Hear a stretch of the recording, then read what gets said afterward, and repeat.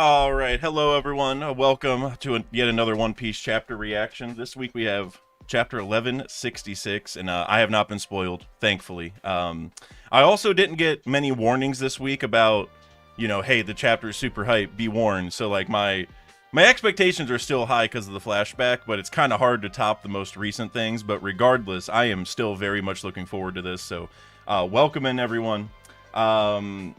Let's see. I want to see if this will work. Yep. Okay. I do still have 5 more memberships to give. Wanted to do this now before I forget, because I had 5 more to give before November's over. So I wanted to make sure I gifted those. So shout out to everyone who just got one. Isaac, I saw you got one. Yeah. Welcome everyone to the Afro Gang. Friend Harper, well deserved. Welcome guys. Yeah. So like I said, I'm very much looking forward to this. Haven't been spoiled yet, thankfully. And honestly, I've been kind of busy because I know I mentioned this a few times, but any RuneScape players out there, Sailing released, and I have not streamed it yet because I have not done anything too exciting. I was grinding, but maybe I will soon. But I've been very busy with that, so I love the Sailing update on RuneScape. But yeah, we're here for some One Piece now. The game, the new skill released at the perfect time because it was kind of a break week. Now, obviously, we have a chapter now, but it was nice to get prepared and everything. So yeah, very much looking forward to this. I got a couple super chats to get through real quick. Quandidin with the $2 super chat. Great chapter, 9 out of 10 in my opinion. Hey, I'm almost always in line with yours, so hey, 9 out of 10 is good. I got no problems with 9 out of 10, so I appreciate you. Also, Terrible TJ with the 5 gifted memberships. I appreciate you, brother. Thank you so much. W's in the chat for my guy TJ. Thank you very, very much. Thank you for matching you two. Also, Bean Boy. I just saw that too. Bean Boy with the 5 gifted memberships. W's in the chat for Bean Boy as well. That's crazy. They came right back to back. Now I see them. As I always say, they don't go on Streamlabs for some reason, so I got to keep tabs on the chat. But Bean Boy and TJ, I appreciate you guys. Thank you so much. Seriously, thank you. Friend Harper also. I know there's a couple other ones up here, but I just see it keep updating. So Friend Harper with the $5 super sticker. This also doesn't go to Streamlabs, so I'm glad I'm able to catch all these right now. Thank you very much, Friend Harper, for the $5 super sticker. Seriously, I appreciate you very, very much. And yeah, congrats on getting one of those memberships there. That's awesome. Thank you so much. All right, so Quandidin, I got yours. Knack Talk member for 17 months. Like these streams, all you got to say, Knack. You're right. Everyone, please, if you haven't, like these stream. But Knack, thank you very much. Good Vibes member for 36 months.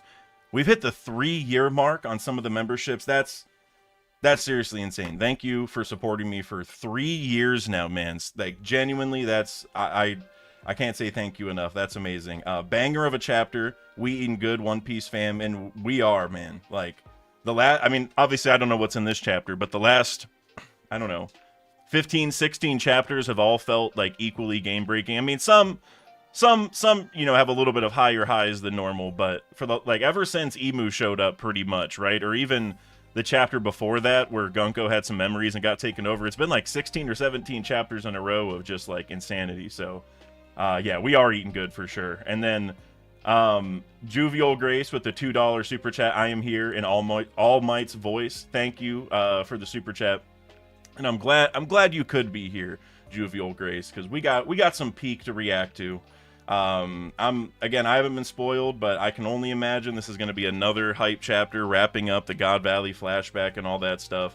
Gigi's boxcar.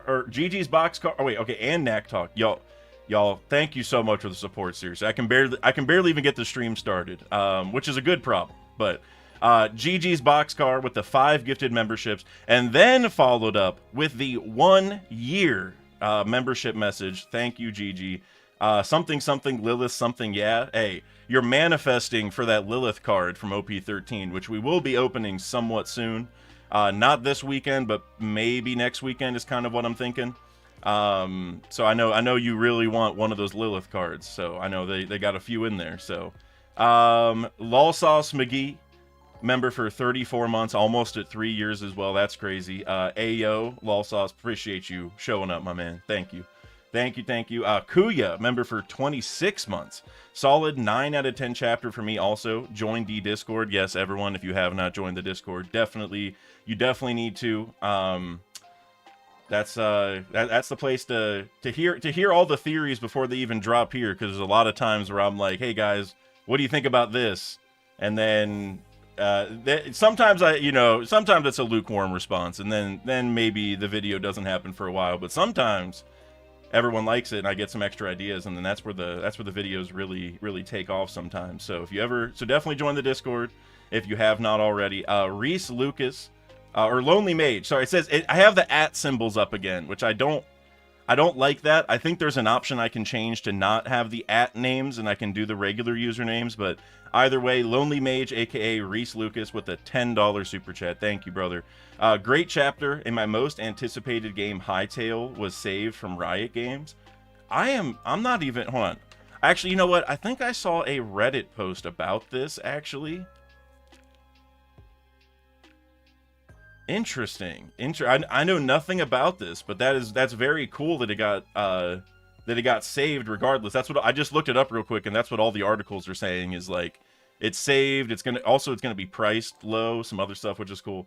But that's awesome, man. That's awesome. Thank you so much for the super chat, and congrats on that. I might have to look that up. I've been on a pretty big video game kick lately, so I might have to check that out.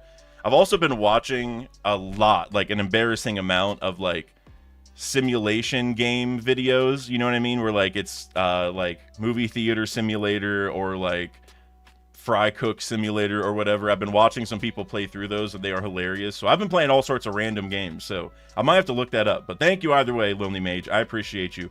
Lol Sauce with the 5 gifted memberships. I don't think I shouted those out yet, so Lol Sauce, thank you very much, my man. Appreciate you. Vex, the Lurking Legend, member for 29 months, liked the stream. And then I believe down here, Terrible TJ also said like the stream. So listen, guys, they're telling you, not me, you know, and I would listen to Vex and TJ. So, you know, I would take their recommendation is all I'm saying. So either way, I appreciate you both. Thank you. I think we have now reached the end of those, so I think I am caught up.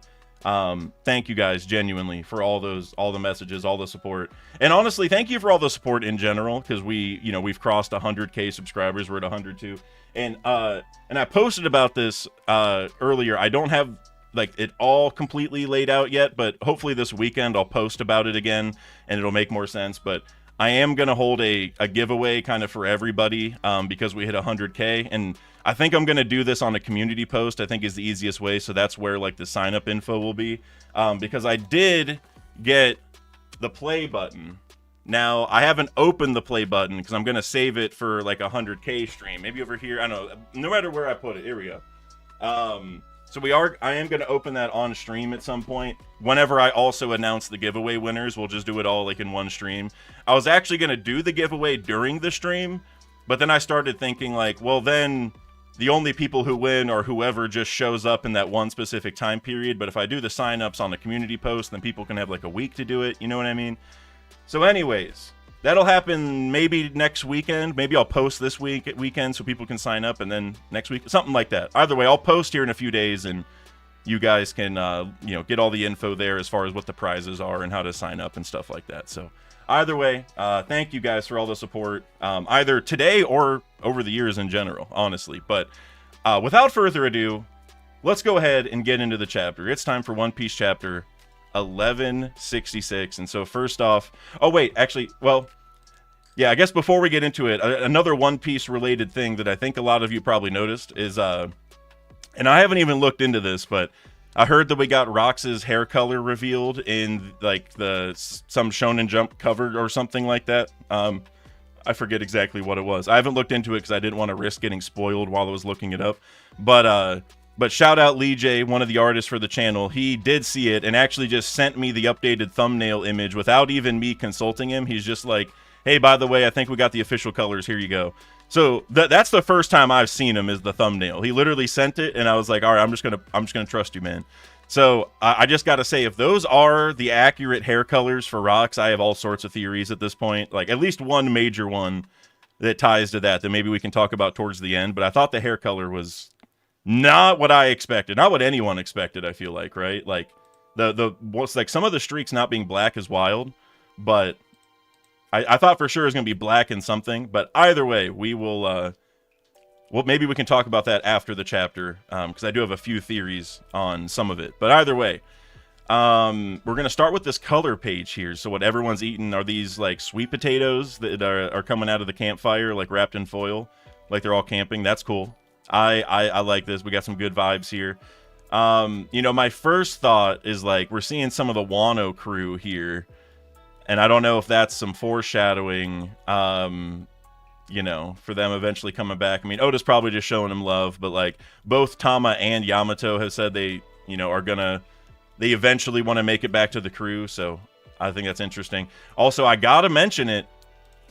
Shinobu has had too many sweet potatoes, man.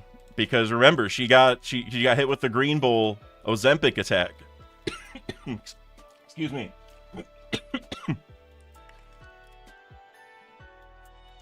It's pretty cold here in Ohio, and I just walked my dogs. My throat's like a little raspy from... I was doing some other stuff outside. I think the weather's just not sitting well with me. But remember, Shinobu got hit with the Green Bull Ozempic attack, and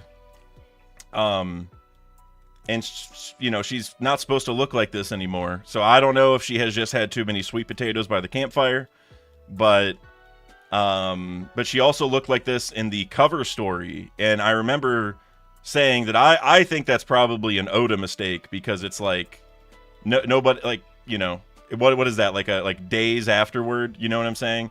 But now that she looks like this again, I guess she just gained all the weight back. I don't know. I think I don't know if that's like something that Oda actually wants us to think about, or if it's just, I don't know. I feel like that's very strange. Very, very strange. It also doesn't help that he has her eating food in the panel. You know what I'm saying? Either way, whatever. Shinobu, and also I want to bring this up. I can't remember who told me this, but somebody in the Discord brought up a really good point, which is, you know, Shinobu's a pretty shady character, because, like, Wano was supposed to have no food for 20 plus years, but she was apparently finding food somewhere. You know what I'm saying? So, like, I don't know, why wasn't she sharing it with the townspeople? I don't know. I got all sorts of questions about Shinobu, but let's go ahead and get into the actual chapter here. The aftermath of the battle. So we see Rox's body here, or something. The aftermath of the battle. Cough, cough. Did they really break the curse? Okay, so we got Roger and Garp kind of passed out here. We got Rox still alive. Come on, stay alive. This island is probably like the Davy homeland, I guess is what he's saying. Damn it, it's too late.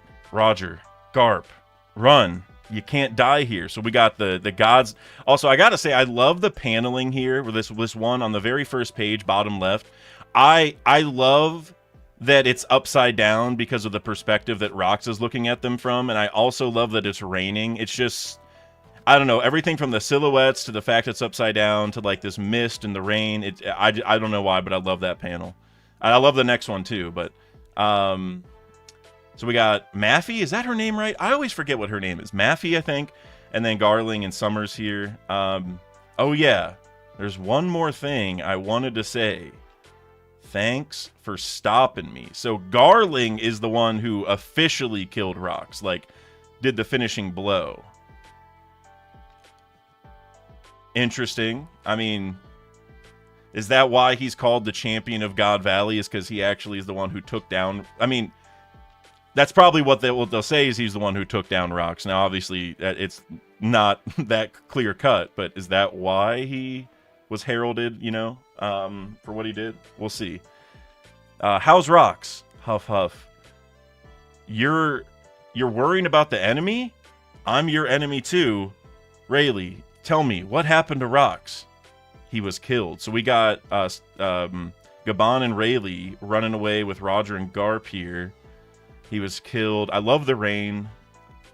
Hurry, the island's collapsing. What? Wait, what's it? What? The island, wait. It looks like the island is literally, like, falling into the ocean. What is that about? Hurry, the island's collapsing. Don't let the pirates escape. Roger's ship is on the move. Fire. This event would leave no mark on the pages of history.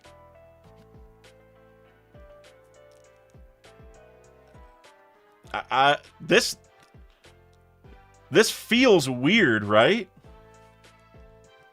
The crumbling island was swallowed by the waves and consumed by fog. Thriller bark.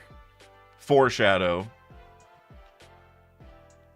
Like curtains closing on a grand stage. We see some of the Rocks pirates setting sail here. That was the essence of the God Valley incident. The silence in the incident's wake lasted only a moment before a massive bolt of lightning split the heavens. And with that, the curtain rose for new tales to unfold. And that was the chapter title. I forgot to mention that. Whenever I set these streams up, it's like impossible for me not to see the chapter title. Like it could be if I really got into it, but I kind of like seeing it a little bit before. And I don't see it until like minutes before. And whenever I saw new tales when I was setting up the stream, I thought right away, like, okay, this is definitely there's gonna be like a little send-off moment where it's like, you know, tales of this event are going to be told in probably different versions of it, is what I was kind of hoping for. Like, obviously the Marines are going to tell one version, you know, certain pirates are going to tell other versions of it, and I was hoping we'd kind of see how people talk about it or how it's reported. But I still feel like the island collapsing like this is really strange. Like, maybe they're going to explain more, but I feel like it's because of all the battling, the island gave up and just crumbled, which just feels weird. I don't know. Maybe I'm overthinking it, but it feels a little weird right now. The crumbling island was swallowed by the waves, so it like fell. It just fell apart. I don't know. We'll get back to it. Let's see. Still? Hold it in. Just wait till Roger's up. Come on, Captain. I'm dying to open up the treasure chest. Oh, so they waited until Roger got back up. That's cool. They kind of do that with Luffy as well, right? Like, after Wano, remember Luffy was passed out for like a week, him and Zoro both, and then they had the celebration once he woke up, which makes sense. Like, you know, it's hard to party without the guy who saved everyone, but feels like it's a similar vibe here, which I appreciate. Roger, sorry to worry you guys. Yeah, we're thrilled. More importantly, check it out. Don't you care about me at all? Shacky's safe and sound. Alright, so now we got Shacky's chilling on the ship with them. We're about to see what's in the treasure chest.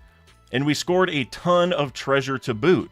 What a great haul. And now they're about to find Shanks, aren't they? Huh? Goo, ga. What the? It's coming from that chest. There's something in there. Open it carefully. Click. Huh? So this is like the same panel that we got in, was it for Film Red, I think? Whatever. Remember like that little mini, like a couple pages we got? This is like almost the same thing.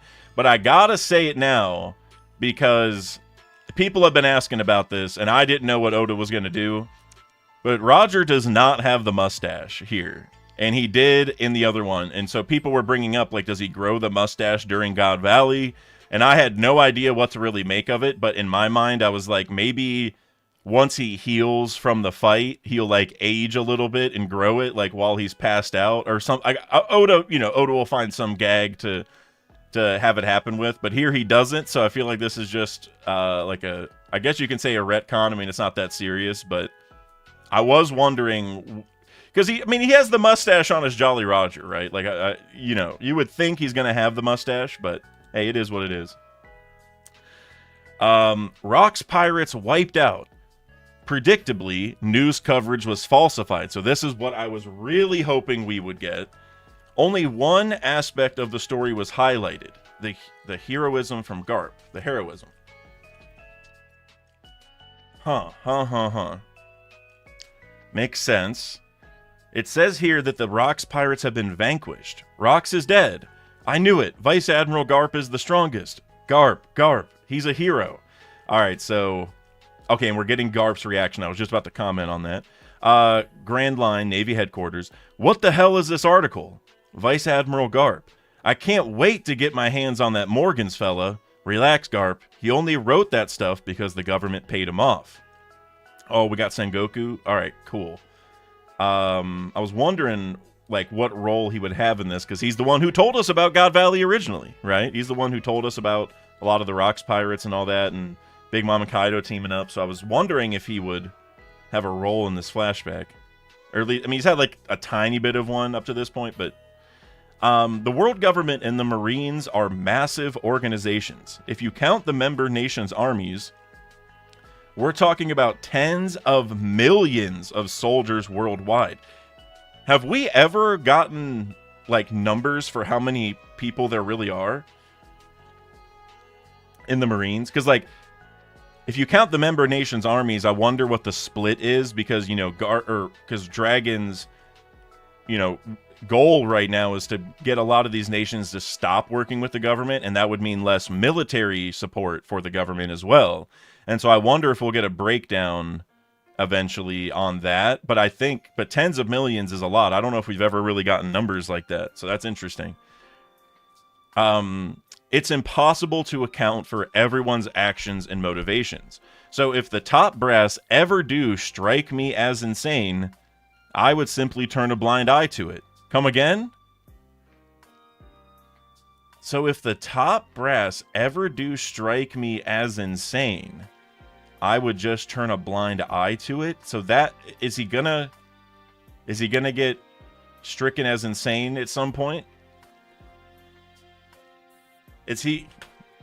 Oops, I did not mean to skip forward like that. I will. So.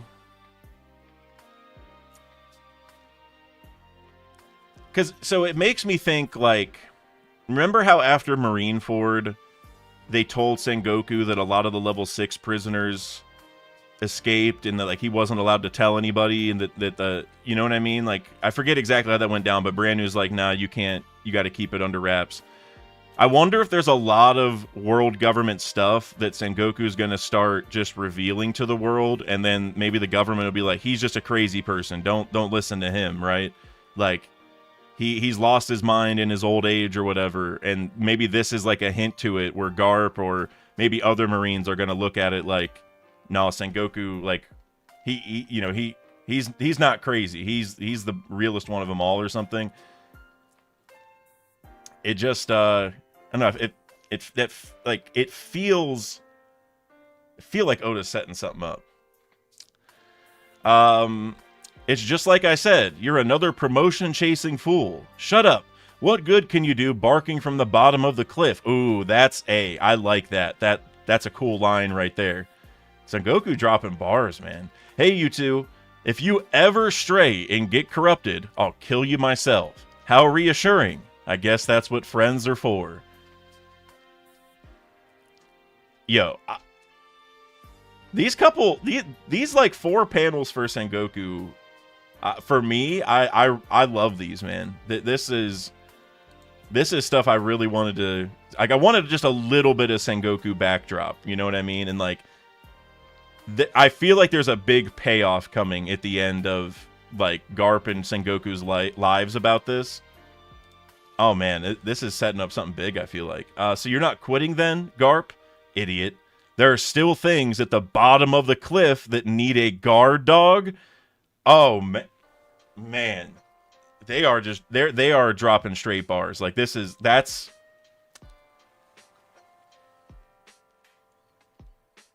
I love that. There are still things at the bottom of the cliff that need a guard dog.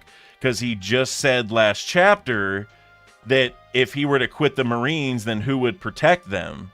And now he's saying the same thing. Like, I'm going to stay at the bottom because I want to protect the people at the bottom. And now Oda's clearly building this divide. I don't know if divide's the right way to phrase it, because these two are, like, still friends, you know what I mean? But he's building this divide where Garp's like, I am going to purposely stay at the bottom to help all the people at the bottom. Sengoku is going to go all the way at the top because there's more that he can kind of control from the top, and by having good people in both those positions, then I think, you know, you can kind of start changing the Marines as a whole, as maybe kind of what Oda's going for in a way. Like, they're each trying to accomplish similar things, but from different positions. Oh, man. I love that. And we kind of like we kind of knew that because we knew that Garp didn't want to be an admiral because he'd have to listen to the Celestial Dragons and whatever. But this kind of build-up that Oda's done here, where Garp is protecting like the lowest-ranking Marines, I think that is just amazing. Like that's a good little extra spin on his character, I feel like. That's also a pretty big Kobe parallel in my opinion, because you think back to like Marineford, right? When Kobe yelled at Akainu and, you know, was wanting all the battling to stop and everything. Part of that is because they took down the people that they were coming to take down, and now more Marines were suffering and dying because they just kept fighting. It's like, we accomplished our goal, let's stop having people suffer. And that's kind of the same thing as Garp. Like, Kobe cares about the low-ranking Marines, the regular people, right? I love that, man. I could write a whole video on just that right there. I might at the rate this flashback's going, I might. Oh, Elbaf. All right, so we're back to Elbaf. Elbaf, New World. So I want to see Loki's reaction to this. All right, so he's crying. You again? I ain't letting you on my ship. So he's having a flashback. How many times do I gotta tell you, Pipsqueak? You think I want a brat on my crew? What is this? The guy I want ain't giving me the time of day, but his snot-nosed brat won't leave me alone. Oh, this is some cool... Dude, seeing Rox lay down here like in the open field like this with Loki bothering him, like... That, I love that. That's a nice touch. Hey... Oh, whoa. Hey, Rox. I think you're Nika? Nika? The warrior of liberation who will destroy the world while laughing. Destroy it? I'm aiming to be king of the world. Besides, if anyone's got that sort of power, it's HARALD. Huh? Listen up, Loki. Somewhere out there, the Gale Ra are slumbering. They're an outrageous band of Ravagers, so they are coming back. Okay, now we're getting some big reveals. And the only one who can put them back into play is your pops. I'm gonna continue to rally the rogues of the world. So just imagine if HARALD and I teamed up. Who could possibly stop us then? Wow, that's awesome. So, before I continue, I feel like this is major foreshadowing that Loki also has like a Nika fruit. And you know, I don't know if this is a situation where there is a Nika fruit and a Gomu Gomu, so there's two rubber fruits and they can kind of do the same thing. You know, because Bonnie already went into Gear 5th with her fruit, so we know that it's not like completely just on one fruit, like you can access it with other ones. And so I don't know if that's the idea, that the Elbaf fruit is a Nika fruit or something like that. And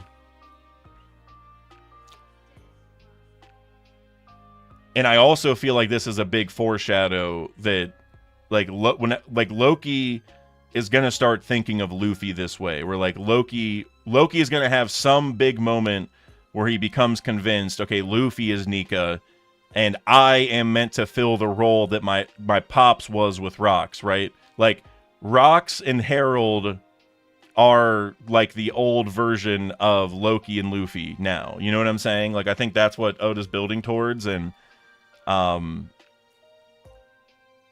seeing him bring it up this way. And the only one who can put the Gale Ra people back into play is your pops. If anyone's got that sort of power, it's HARALD. It's also interesting that Loki is taking the destroy the world angle, because remember how, well, like, we know that in terms of the first world, second world, third world, there's like destroying the world because it moves on to the next world. Like, whenever Nika pops up, one way or another, it moves to the next world. But it's interesting that Loki's kind of taking, like, somewhat of a negative connotation to it. And even Rox is like, I'm not destroying anything. And so now I wonder, too, if Luffy will also change Loki's mind on that, where it's like, no, we're not going to destroy it. We're going to save it. Like, like Rox wanted to rule it, Loki wants to destroy it, and Luffy wants to save it or something. I think that's like there's another cool through line. I don't know. There's a lot of little seeds here that Oda's building up, I feel like, to something else. But let's see. So why aren't you and Pops allies already? Because of love. Because of love. Is it like because of Harold's love for his country and Rox's love for his family? Is that what this is talking about? Like they each love their own people so much that they have different ways of viewing this? But I'm going to come back again and again. I don't care if it takes 100 or 200 more meetings. Wait, what is this?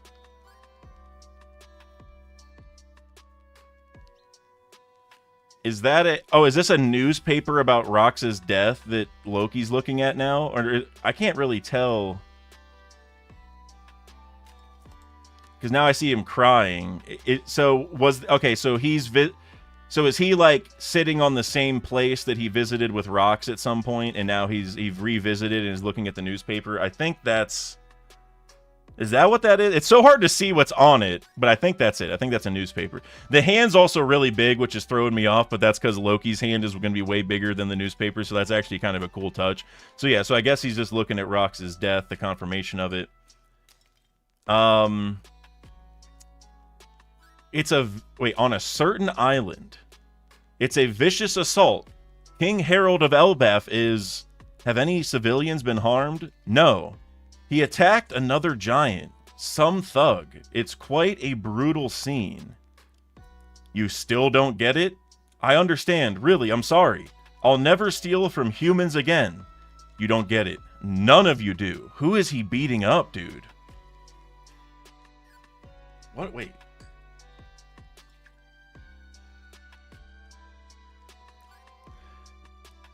Huge trash heaps like you are responsible for the terrors in our race's history, and that's why we can't be trusted. We only desire to peacefully engage with the world now, but they can't trust that. Your Highness, he's already out cold. I didn't want to jeopardize Elbaf's chances of joining the world government. That was my only reason for not helping him. Now he's yeah, okay, so back to that love thing. I guess that's it. He's like, he loved his country too much to help Rox. But it doesn't feel like luck's on my side anymore, Harold. Lend me a hand. I forsook?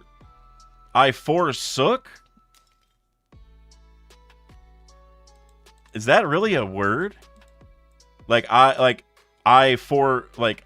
have forsaken, but in a different tense, I forsook. My closest friend, as he begged me for aid, I left him to die. So I love that Harold is torn up about this. I think that's awesome for his character. Kind of as I've said a few times, I think, I get why people don't like Harold's kind of stance or in what he's doing and why he was sort of against Rox and stuff. And I mean, I think that's totally justified. But from like a character building perspective, I love it because it's like there's just a lot of deep emotions and reasoning behind that. Like Harold kind of has like the weight of the world on his shoulders in the sense of he's trying to right the wrongs from the past where the Elbaf giants were a lot more vicious, and it's like I just love how he's kind of put in the middle ground there. And I also love that he's crying about this. I think that's awesome.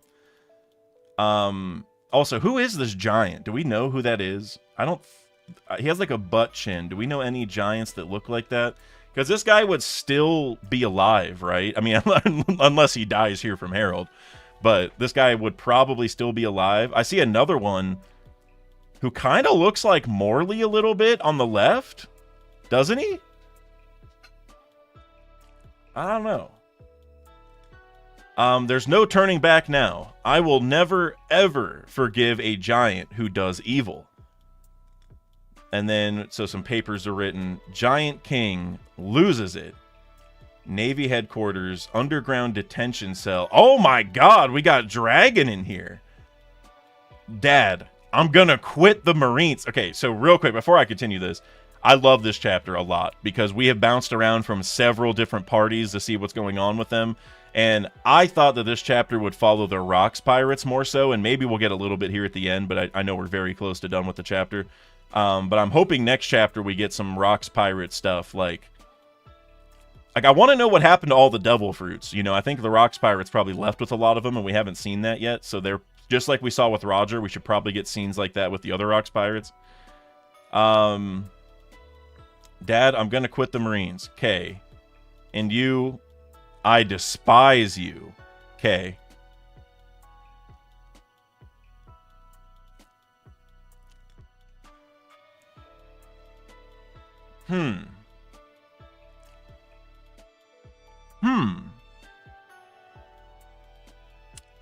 Very interesting. Like, Garp doesn't have a lot to say here. He's just like, K, K, K. Like, he does not want to... Huh.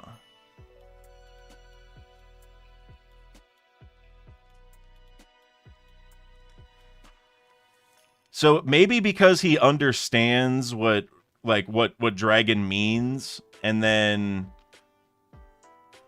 you know, he's like, yeah, dragon, you're right.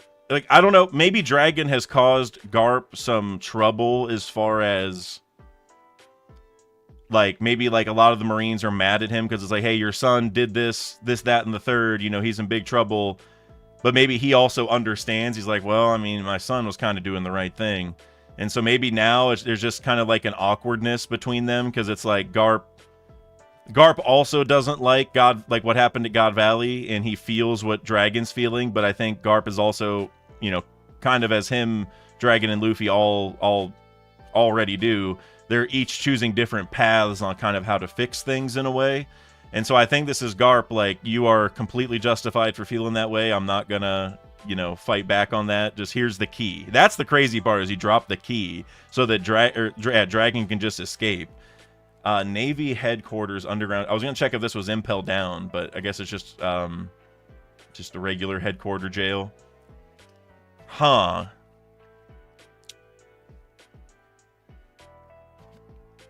I'm looking in the chat real quick because I know we're almost done. Garp seems ashamed.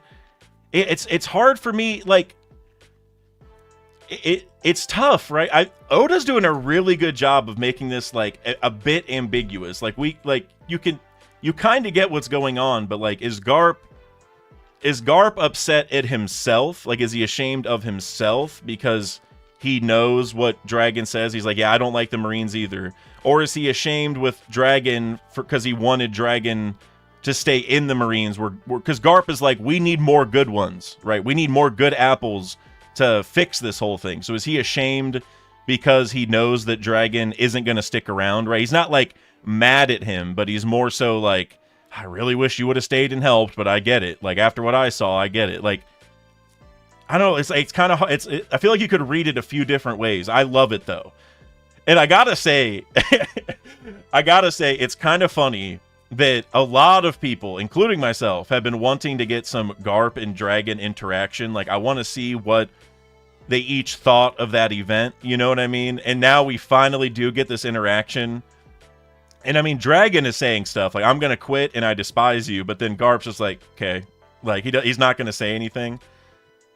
Clearly, in my mind, Oda's saving a major discussion later. Like, I don't know what Garp is gonna say, but they're gonna have a discussion later, and he's gonna be, maybe Garp cried after this or something, and we're gonna see a little bit more context. I don't know. I'm a big fan of this. Again, kind of like with Harold, right? It's like, even if you don't necessarily agree with everyone's perspective or decisions on everything going on, from Oda's perspective of building like compelling characters who are, you know, they're balancing a lot of different values and things. Like, to me, this is super compelling. Like, I love how, you know, like, because Garp and Dragon can kind of be on the same side without fighting for the same side, if that makes sense. Like, and yes, Garp has, you know, helped do some bad things because the Marines do some bad things in general, but it's like, but as we know, Garp wants to protect the low-ranking Marines, and the low-ranking Marines tend to just be good people who are joining just because they want to stop bad pirates, right? It's kind of the higher ranking ones that, you know, understand the system and how bad it is and are like, yeah, I want to perpetuate this. But Garp's like, I'm not raising any ranks. I am just helping the low ranking Marines. You know, I think that's like, again, even if you don't agree with, you know, the mindset, I just think it's a good way to make compelling characters from Oda's perspective for me. Harold, I've made up my mind, Ida. Elder Jarl, I don't care about appearances anymore. Is he going to tear off his horns here? I made up my mind, Ida. Elder Jarl, I don't care about appearances anymore. Haradin, Loki, you are both my precious sons. I want you to get along when I'm gone. And do what you can to support Elbaf. Marineford? Wait, what? Marineford, Navy headquarters. That ship's from Elbaf. What? My apologies, King Harold, but my superiors have my superiors have ordered me to not let you land. High-ranking Marines and leaders of the world government, I ask that you please hear me out. Oh my god, dude. Whoa, man. Whoa, he just ripped the horn straight off. You see the blood everywhere. Oh my god, that's insane.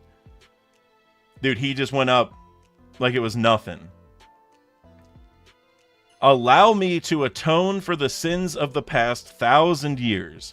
I apologize for every wrong the giant race has committed. The children of Elbaf are being raised to live without harming others, so that one day they may walk hand in hand with humanity. I do all this to prove our unwavering commitment to peace.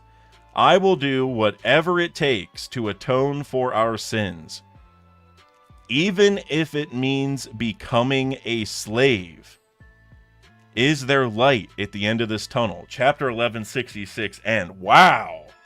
What a insane ending. Oh my, whoa.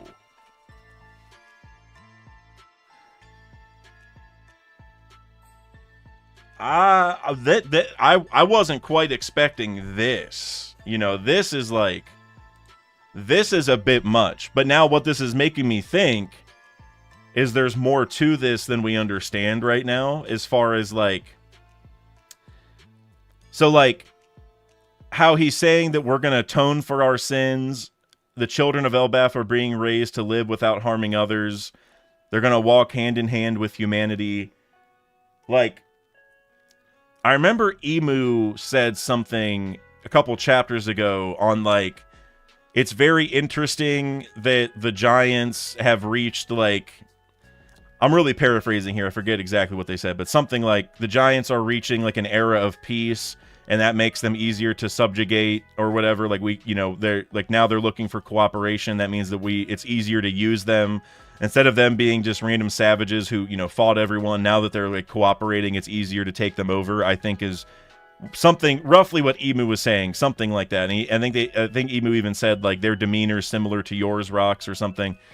And so there's an angle here where everything that Harold's doing, from making his people more peaceful to trying to work with all these other countries to now even, you know, kind of prostrating himself to become, you know, even a slave for the government if needed in order to get them into the reverie.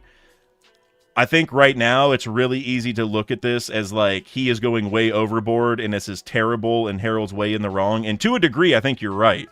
But I also think that there's going to come something towards the end of this where we're like, if Harold did not do this, then the giants may not, I don't know, maybe they wouldn't team up with Nika, maybe they wouldn't be welcomed, you know, to the world in like a proper way for them to help in the final war. Like, I'm not sure exactly what it is, but I feel like this is setting up a thing where we are going to look at this pretty negatively, especially because he's like, you know, even if it means becoming a slave, it's like, well, now, like, you know, are your people, that might not be good for your people. You know what I'm saying? Like, if Harold becomes a slave, or even if other giants have to become slaves, it's like, you know, that's not, I don't think that's a good thing. But I feel very strongly that there is going to become a point where we just look back at this and say, if Harold did not do this,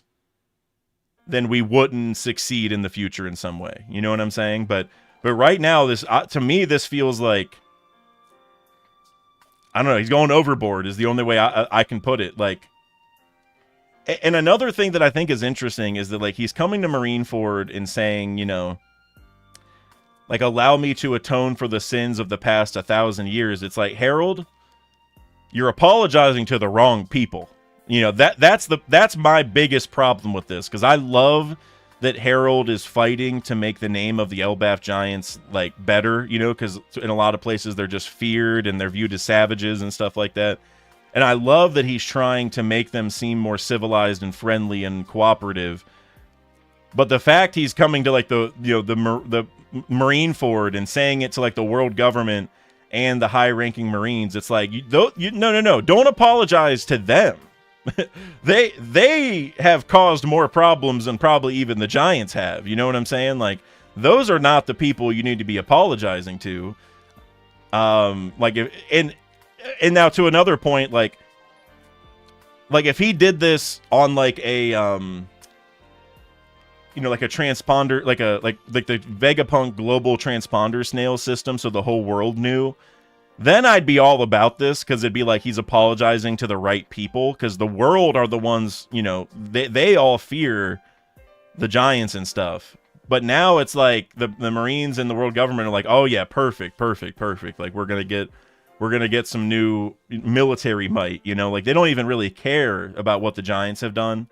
But I get it, because he's also trying to get into the Reverie, so he wants to, like, apologize to these people specifically. But it's weird, because, like, I don't know. There's a lot of interesting political dynamics here, I feel like, the more I think about it. And I'm a fan. Like, not a fan that Harold did this in general, but, again, from Oda's perspective of, like, making conflicting, you know, character points or conflicting arguments, like, where both people can kind of be right, like, but they're both wrong. Like, I don't know. I'm gonna let this sit a little more. I'm sure you guys have a lot of thoughts on this too. I'm very surprised that it was this, again, overboard, this insane, this, like, I don't know. It's wild, man. It's wild. All right, I want to see what you guys have to say about this chapter. Let's see. We're gonna get into the super chats and drop some theories here. Let's see. Terrible TJ saw that one. Mr. Bushido, with the €2, you said Buggy the Clown equal Buggy the Clone. Do you mean like a clone of Rocks? You know, I am not big on Clone Piece personally, but I do think Rocks' hair having some blue in it is very interesting. Does he have a secret child somewhere? I don't really know. I wouldn't be surprised, because you think that Harold, he didn't necessarily have a secret child, but he did have, you know, children with 2 different women. So I don't know if that's maybe where this is going. Like, Buggy was a secret child that he just never talked about. But Buggy was also born, like a year after Blackbeard. So that also makes it weird, because then how does that work? So I don't know. Yeah, it is interesting. The whole Rock's hair color thing, I think, is interesting. Shamrock kills Rocks, then take his body back to Emu, Mr. Bushido said. That's interesting.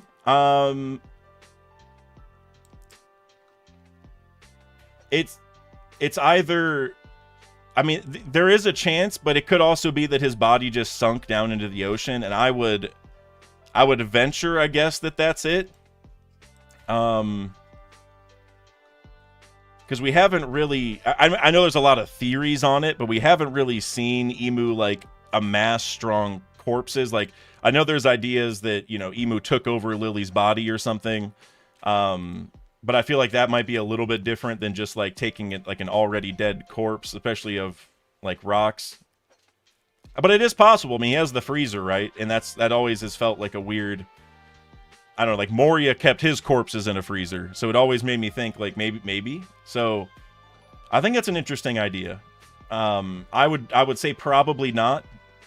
But the fact we see Rayleigh and Scopper running away with Garp and Roger, meaning that Rox's body was left behind, and we don't really see what happened to it, is interesting. So maybe they do bring it back, almost as like a trophy in a way. I think that'd be cool. But I think the most likely thing is he probably just crashed into the ocean, because then he's like even more dead, like probably from like the God's Knight's perspective. Like Garling probably has nightmares about rocks, so I would imagine he just wants his body gone. So I don't know. It is a cool theory though, for sure. And let's see. Okay, you got a couple more here, so I'll just read them all in a row. Luffy not liking being called a hero might be an effect of Garp not liking being called a hero. Luffy looks at it as heroes share meat, but Garp is ashamed. That is, I didn't even really think about the Luffy angle to it, but that's true. But actually, and I think you might like this connection specifically, Mr. Bushido. Something that the Garp situation reminded me of a little bit, and I don't think I mentioned it, but remember Smoker after Alabasta when like, I can't remember the exact situation, but didn't they like try to give him credit, and he's like, tell him to screw off or something to that effect, right? He didn't like that they were lying about what happened in Alabasta, and that kind of gave him a little bit more reason to be like, okay, maybe the Straw Hats aren't the bad people, right? Like maybe the government's really shady, you know? It reminded me of that a little bit. It's like a little bit different because Garp's here like, I want to get my hands on that Morgan fella. And then Sengoku's like, well, the government wrote him off. And as where Smoker was more mad at the government specifically, you know, it wasn't like a Morgan's thing. But regardless, it's the same idea. So I feel like there's a little something there. Because remember, Smoker was also originally built up to be like the next gen Garp. Now, it's definitely Kobe at this point. But like Smoker still has a little bit of a role there for being like Luffy's original Marine rival kind of thing, so it would make sense if they paralleled in that way as well, I think. And then you also said Loki rebels on Harold to save Elbaf. Yeah, I wonder, because remember how Emu said that Harold had a blunder? I mean, it might just be that Harold lost a fight, but I feel like there's more to it, you know, like Harold made a decision that hurt their cause or whatever, so I don't think the story is done being written on Harold just yet. You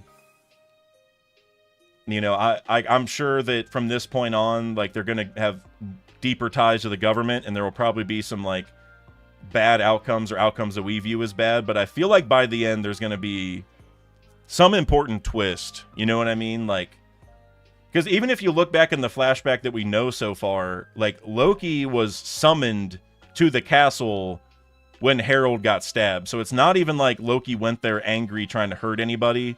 He got summoned there. So it's like there's a weird situation going on. So I feel pretty strongly that Harold, again, not that he'll be like exonerated for everything he's doing. I think we're supposed to feel kind of negative towards a lot that he's doing. But I think by the end, there's going to be like an important twist where it's like, oh, okay, maybe Harold was kind of cooking, you know? So I'm very curious now to see how this Loki thing shakes out. Also, let me scroll back through real quick. Was this all, like... Are we led to believe this was all in the year following the God Valley? Like, this wasn't... There was no jump in time? I don't see any. No, so this is all directly in the aftermath. So we still have 24 years till the rocks... Or till the Harold and Loki thing, so... I don't know. I wonder where this goes from here, man. I like... I assume we're going to have 20 plus years of the government getting probably like more giants to work for them and more, you know, marine presence type stuff. But I don't know, Loki getting called to the castle with the blunder. Like there's a whole thing here going on because Emu was pretty upset about the blunder, right? And it reminded me of Lily's blunder because it was the same word. Now, I don't know if it was like literally the same kanji and we're supposed to build a connection, but blunder always makes me think of Lily. So I feel like, because you think back to Lily, right? Like Lily was originally one of the 20 kings, meaning that Lily was probably didn't have the best intentions in general. Now maybe Lily joined the 20 kings to sabotage their plans or something, kind of like Vivi joining Baroque Works to sabotage their plans or to get to Crocodile or whatever. But regardless, the fact that Lily was in the same group as Emu at some point makes me think, like, you know, with Harold now trying to join Emu's group, you could say, trying to join the world government, I think there is going to be, I don't know, there's going to be some parallel that's going to make that blunder with Lily even a stronger parallel, I think. I just don't know what it is yet. RQ, member for 12 months. That's awesome. You've been a member for a year. Appreciate you, RQ. I just missed the reaction, but either way, what's up, Dak? Dude, well, it was a crazy chapter. So I appreciate you, still dropping the donation, or the member message, sorry, even after the reaction. But it was a hell of a chapter, man. There was so much was in here. Like, I'm still kind of flabbergasted, like how many deep little character moments there were. But yeah, as far as what's up, not much, man. Right after this, I mentioned it earlier. I'm going right back to old school RuneScape to play some more, to do some more sailing. So that's what's been up in my life the last 2 days, is taking to the high seas. But appreciate you, RQ. JR Ryder 203 with the $5 super chat. I remember Loki referred to Herald as a government dog 14 years ago. That term has been used for warlords. Maybe Herald is the first warlord. I love that. That's actually very, very interesting. I mean, I guess the one problem with that, now that I think about it, is warlords are supposed to be pirates, and Herald isn't really a pirate. He's a king of a country. Like, I think technically you could say he was once a pirate in a way, because like they did sail around. Even here, he's sailing to a certain island. It doesn't say which one. And he's, beating up another giant. So it's like he does sail around and do pirate-y things, or he has, but he's not really one. So it's like maybe he wasn't a warlord, like in the way that we know of them, but maybe he was in like a prototype version of the warlords, if that makes sense. But even then, like, his whole thing is to get into the reverie. And so if he doesn't, and so, like, is he going to be a warlord? Like, do the giants only get to go to the reverie while he's doing whatever they want? Maybe that's it. Like, yeah, we'll let you in, but you got to go fight whoever we want, right? Like, you got to go attack all these people. I don't know.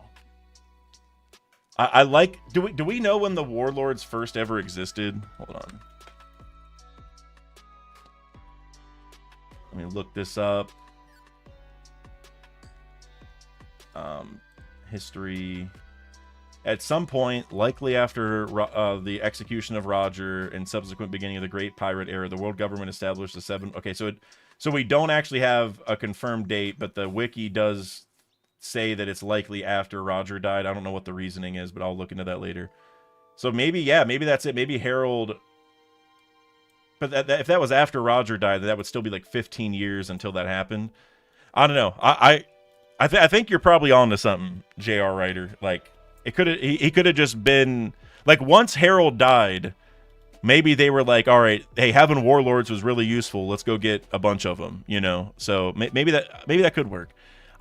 Chin Ho Wong, my guy, member for 4 months. Chin, it's been a minute since I've seen you here in this stream. I've seen you in the other streams, but I appreciate you. I think you have been here a few times, but I haven't gotten to talk to you much. But either way, I'm glad that you could stop in. Chin, let's see what you got to say. Member for 4 months.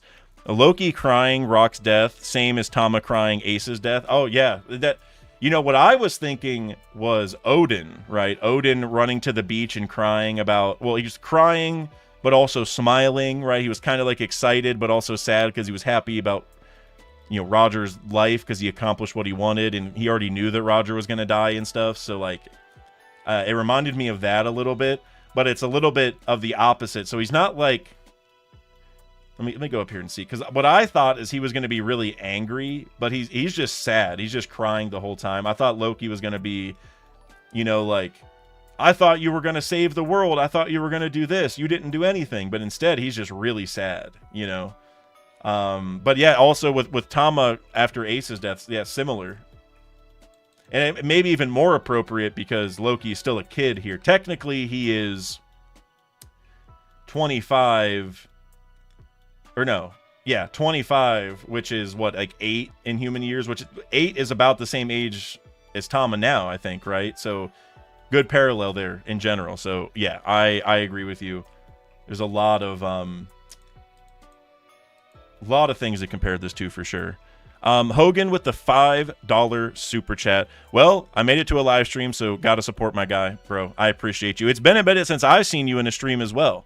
So I'm glad you could finally make it, man. Seriously, and thank you for the donation as always.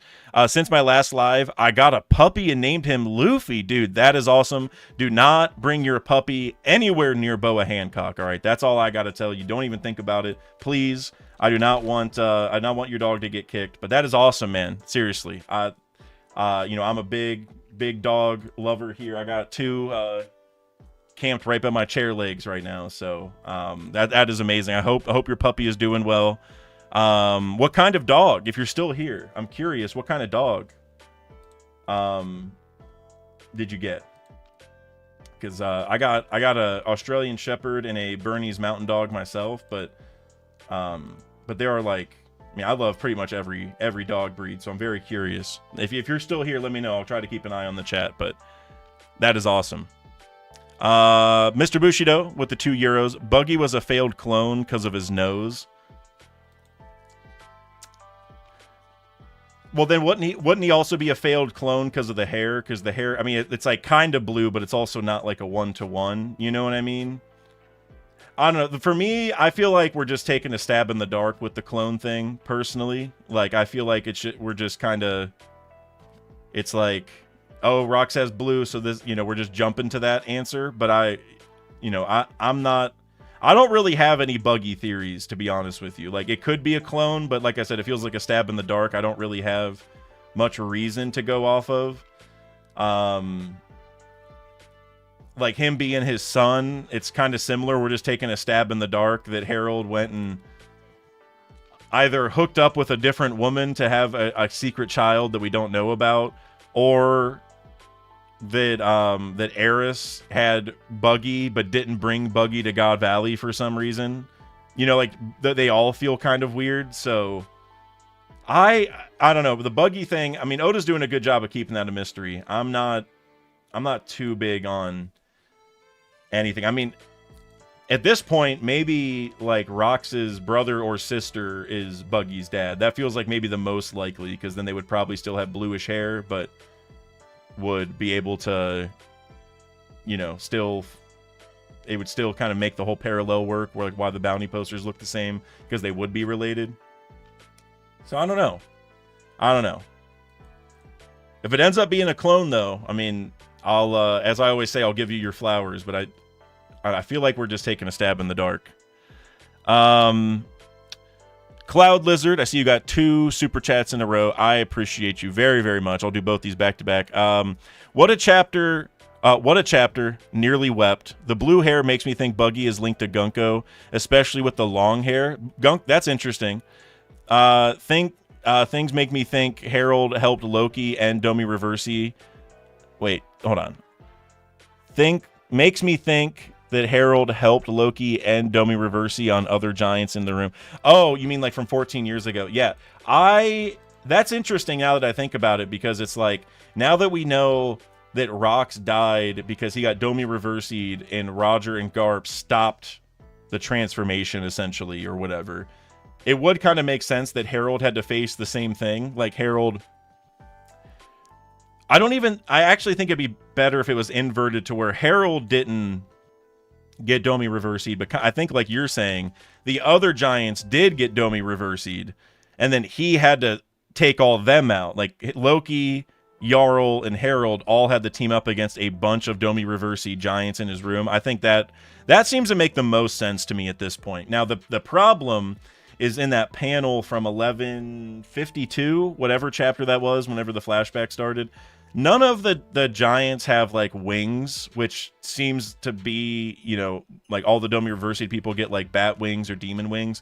And so since we didn't see those, I haven't been really thinking that they got Domi Reversi'd. But honestly, it may just be an art choice. Like, maybe some of them get them, some don't. I don't know. Or maybe they just got Reversi'd and haven't grown the wings yet. I don't know. But I think you might be onto something. And then about Gunko, that's another interesting point, and I'm really glad you brought that up, because that was something else I was going to mention with the Rox hair thing and the Buggy hair thing, is like, there are a good amount of people with blue hair in the story. Like, not a ton, but there are enough to where, like, I don't know, does having blue hair mean you have to be related, or are there enough now to where we don't have to really think about it that much? Like, I know Oda's been building the Buggy thing for so long that you know, like there's going to be some connection between them, but I don't know if it has to be that they're necessarily related. But you bringing up Gunko is interesting because she also has blue hair. So now it's like, all right, Gunko's got blue hair and Rock. So multiple people revealed recently have it.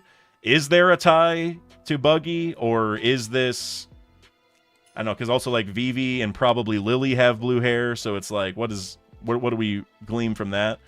So I don't know, to be honest with you.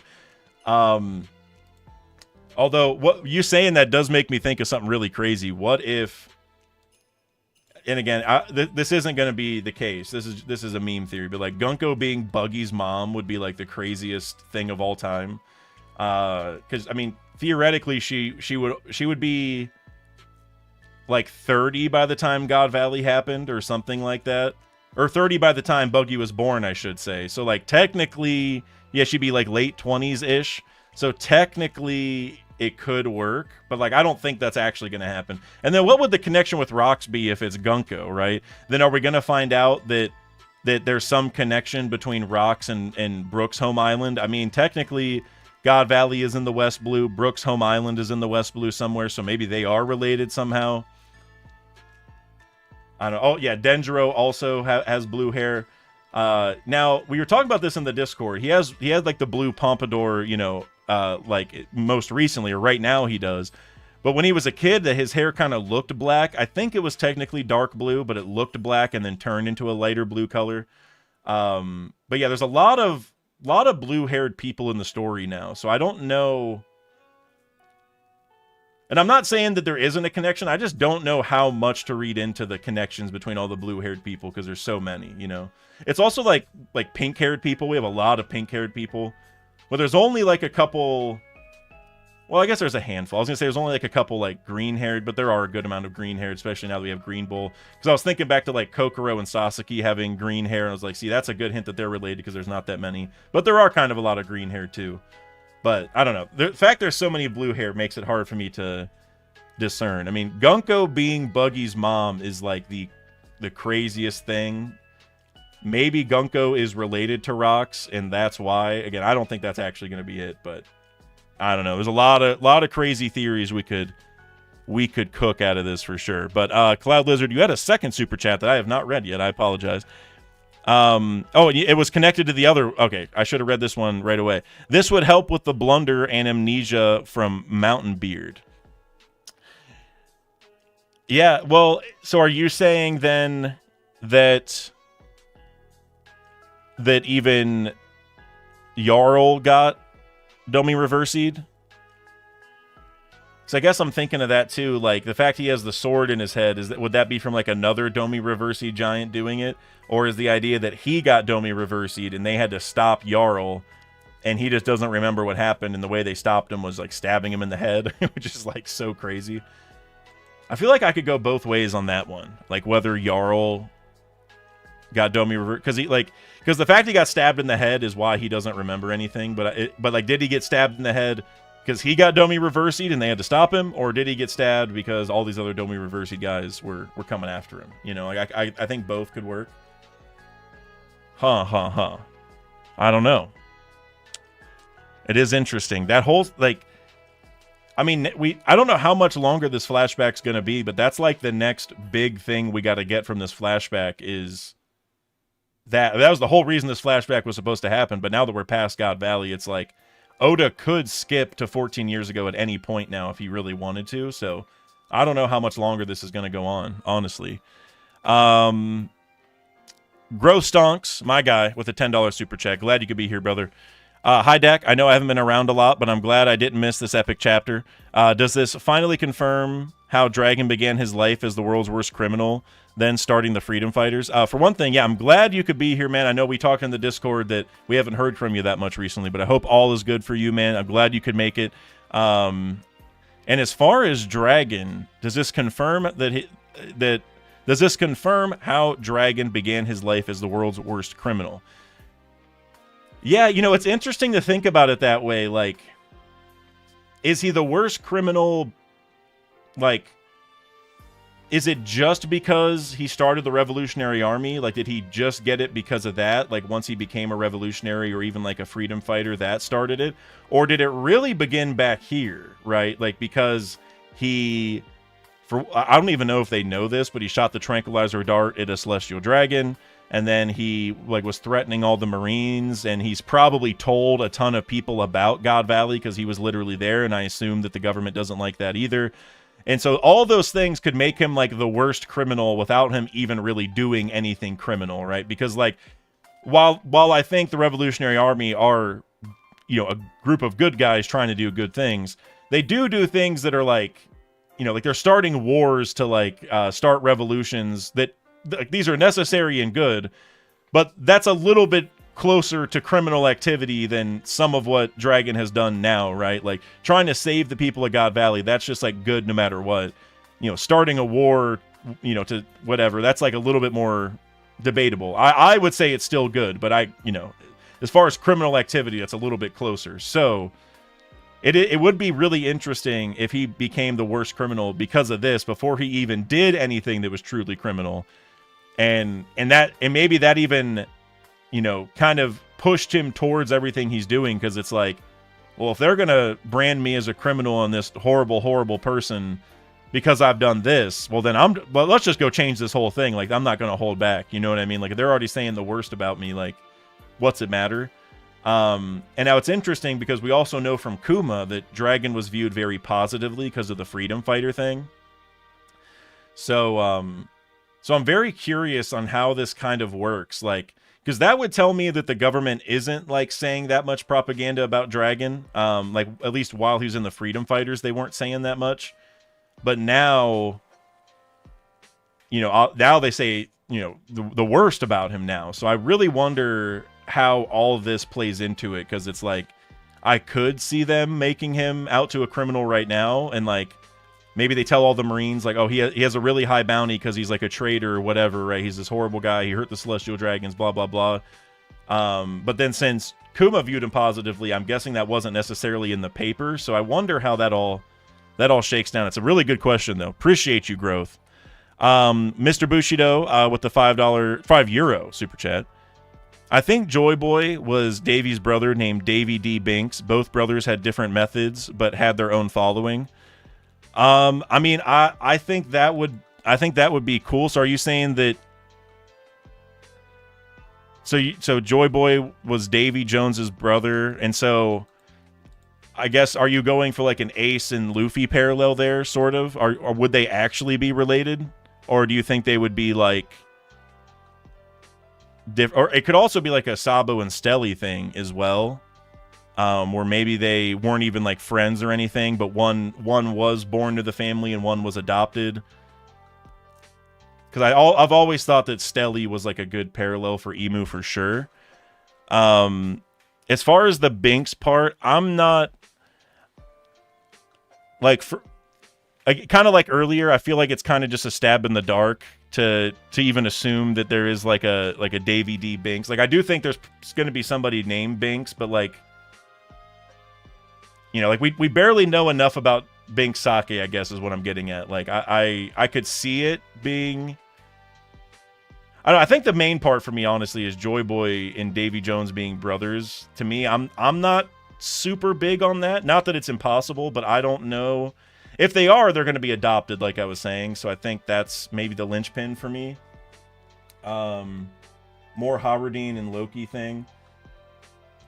Yeah, for me, I think if Oda was going to do it, I think it would be more of like a you know, Sakazuki Cup kind of thing.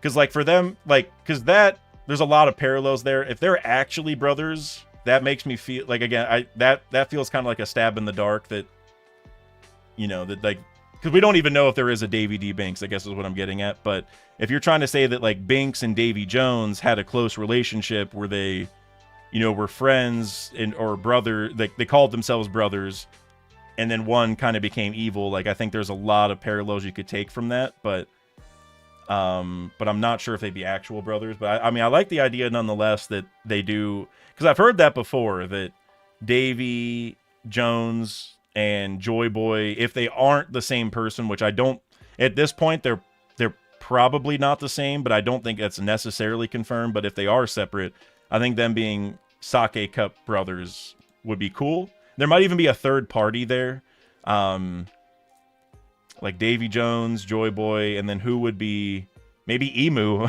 which would be insane if Joy Boy, Emu, and Davy Jones were like Luffy, Sabo, and Ace. But hey, let's see. Wait, where am I at? Bushido. No, I said that one. That one. Okay, Alexander Fiorello with the $5 super chat. Hope you're doing well, brother. I see you got 2 in a row, or 3 in a row. Dude, thank you so much for the generosity. I appreciate you. I will do all 3 in a row here. Yodak, who do you think will lead Gale Ra? Also, do you think Ray knows something more about Rock's dying? His face is telling, and we didn't see his body. As far as Rock's dying, we talked about this a little bit earlier. For me, I think the most likely thing is that his body is just fell into the water and he's dead. You know, I know that that's not the fun theory answer. You know, I know that there's probably a lot of theories out there about what could have happened. For me, I don't like Rayleigh's face or nothing doesn't really give me any context clues that something important happened. I think it's more that he just saw Rox die and he was probably like a little shaken by just the fact that Rox would turn into a demon and everything. You know what I'm saying? But I'm not going to rule it out because we don't have any way to rule that out either. So for me, I don't think anything is going to happen, but that's less because I am convinced of that and more just I don't see anything, you know, that really pushes me that way. But I mean, but it could. I mean, maybe we said it earlier, but maybe Emu just threw rocks into the freezer and was like, I'll come back. I'll turn you into a zombie later or something and use you. I don't know. I mean, it's possible, but for me, I'm just looking back through to see if there's any other context clues. Like, yeah, like on this panel, I don't even. I mean, it's really weird that the island collapsed. I'm still kind of thrown back by that. It's like that's kind of what makes me think that that's where Rock's body went, because everyone's like, we just got to hurry up and get off the island, so he's just sunk to the bottom of the sea. But I do think, now that I think about it a little bit more, I'm still not big on them like taking his body or doing anything with it. But the way that this final panel where it says, thanks for stopping me, and it's like very, I don't even know what to call it, but it's like fuzzy, kind of like on the right side. Like it's just like this weird black silhouette that feels like something's fading away. I could see a world where Rox's body like just like vanished or like turned into like darkness or something weird, right? Where he didn't have a normal death. And so maybe Rayleigh's like, I have no idea what just happened. Like, I don't know how he turned into a demon. I don't know what happened to his body afterward. Like, that I could see. But, like, as far if they, like, took it or used it in some way to, like, for a transformation, that I'm not so sure on. But you also said, who do I think will lead Gale Ra? So, if you mean, like, do you mean, like, who was in charge of them back then? Because I presume that whenever the Gale Ra Giants return, if they're frozen and they get thawed out, or if they get resurrected like zombies, whatever the method is, I assume that one of them is going to be the leader of their group. And so, you know, so I think there is going to be like a de facto leader that we're going to learn about. He's probably going to be the strongest one or the most knowledgeable, right? He'll be like the iceberg or Frankie, I guess, of them. So so from that perspective, I think that's who will lead them. Now, who is that person going to be? Probably like Orz's dad or something like that. Because Orz, I think, was born. Hold on, how old do we know how Orz? I gotta look this up again. I always get confused on this because Orz died 500-ish years ago, and he was only 159. So he was born after the Void Century. So I'm guessing his dad was the leader of Gale Ra. I think. I don't know what his name would be, because obviously we have Orz Jr. So Orz that we know of would be Orz Sr. Well, maybe, because Ors Jr. had Ors the Third on his ship, so I'm wondering if it's... But also, Ors Jr. is only 70... How old is he? Hold on. Ors Jr. is only 72, so we know that the original Ors isn't his dad, unless little Ors Jr. was frozen somewhere and got woken up, right? Like if, you know, Ors had him well, I guess it would be, oh my gosh, let me think, 574 years ago, and then maybe little Ors Jr. got frozen and then unfrozen later. Like, that's the only way that would work, I think. But so basically, since he has Ors the Third, I don't know how this whole Ors thing works, but I feel like his dad, because also his name is Ors, right? Like Ors for a ship. Gale Ra, they build ships, right? It would all make sense. He was also frozen. So, and then there's something else I was going to... Oh, and so that's one way of putting it, but then I think another way of reading your question would be like, who do I think is going to lead Gale Ra in the sense of once they get unthawed or reanimated, whatever it is, who is going to be the character that we know of in the story who's going to be like, all right, since I brought you back, you need to help me do this, right? I think that's going to happen eventually. And I feel like Blackbeard or Kuzan are built up to be that, in my opinion, because you know, Rox has brought up the Gale Ra Giants a couple times, like he did it here, but also Captain John was like, oh, Rox, you're looking for the Gale Ra Giants, aren't you? Well, like, they're frozen somewhere. So we know that Rox was focused on them for a while. And so for Blackbeard to then be focused on him would make a lot of sense for that reason. But then he also has Kuzan on his crew, who literally has experience in freezing giants and then bringing them back, right? So I'm guessing that Kuzan or Blackbeard, it'll probably be Kuzan thaws him out and Blackbeard's like, all right, I'm your captain now. Let's go do this thing. You know, let's go take Pluton. Maybe that's it. Maybe Pluton was built by the Gale Ra Giants and Blackbeard's going to get them before he gets Pluton. So he's like, hey, can you guys operate this thing? Like, I have no idea what I'm walking into here. So I hopefully that answers the question. I feel like I answered it every way I could think of. But it is interesting because now that Rox brought up Gale Ra in this way, it's like they are going to have a massive role at some point. Like, massive. And yeah, joining Blackbeard seems like the most likely thing in my opinion. And then, oh, that's right, you had a couple more. I see you have another one. Let's see. How did Emu hear Harold when he wasn't at Marijwa? I think you mean Marine Ford, right? Like he was in Marijwa and Harold was at Marine Ford. I'm guessing that Emu has the Enel thing going on. You know how Enel could hear all over the planet and whatever? I think Emu has roughly the same thing going on. Now, can Emu like listen into every single conversation? I feel like that would be kind of hard, you know what I mean, to listen to every single conversation because like so many of them are going on at the same time. But I'm guessing that Emu can hear whatever they want, right? It's like if I want to hear Harold at Marine Ford, I just got to tap into the voice of all things and I can listen. You know, that's just my take on it. I don't think we actually know, but we know that the Gorosei can speak like telepathically and stuff, and we just saw with Domi Reversi that Rox was using voice of all things, so I feel like Emu probably can as well. So I'm guessing this is just like I said, it's an Enel thing, or the next step to what Enel was doing, Emu's doing now. So yeah, but it is a good question, because it is kind of ominous to have this Emu eye here, you know, while Harold is talking to all these Marines. And that's kind of the problem with Harold doing this, and why I mentioned earlier that I think there is definitely going to be a twist with this Harold thing where, like, Oda wants us to view it negatively right now, but by the end, we'll realize, okay, no, this is more important than we think. And part of that, I think, is, like, we know that Harold is, like, Harold in his mind is saying this to, like, the Marines and world government that he's aware of, but like, does he really understand Emu? Does he even know that Emu exists? Like, maybe Rox told him, but I don't really know if he knows.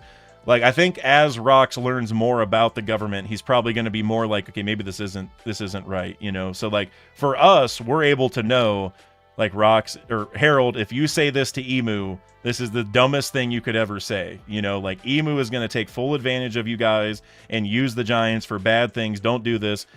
But Harold might not fully understand that yet, right? And I think that's kind of why we're seeing this Emu eye. And so that's kind of what Oda's telling us, I think, is Harold thinks he's just talking to some Marines and some like regular world government people, like the type that you see at the Reverie and stuff. But now, you know, we know it's deeper than that. So I wonder kind of how that's going to go down. Like if Harold will get to meet Emu at some point.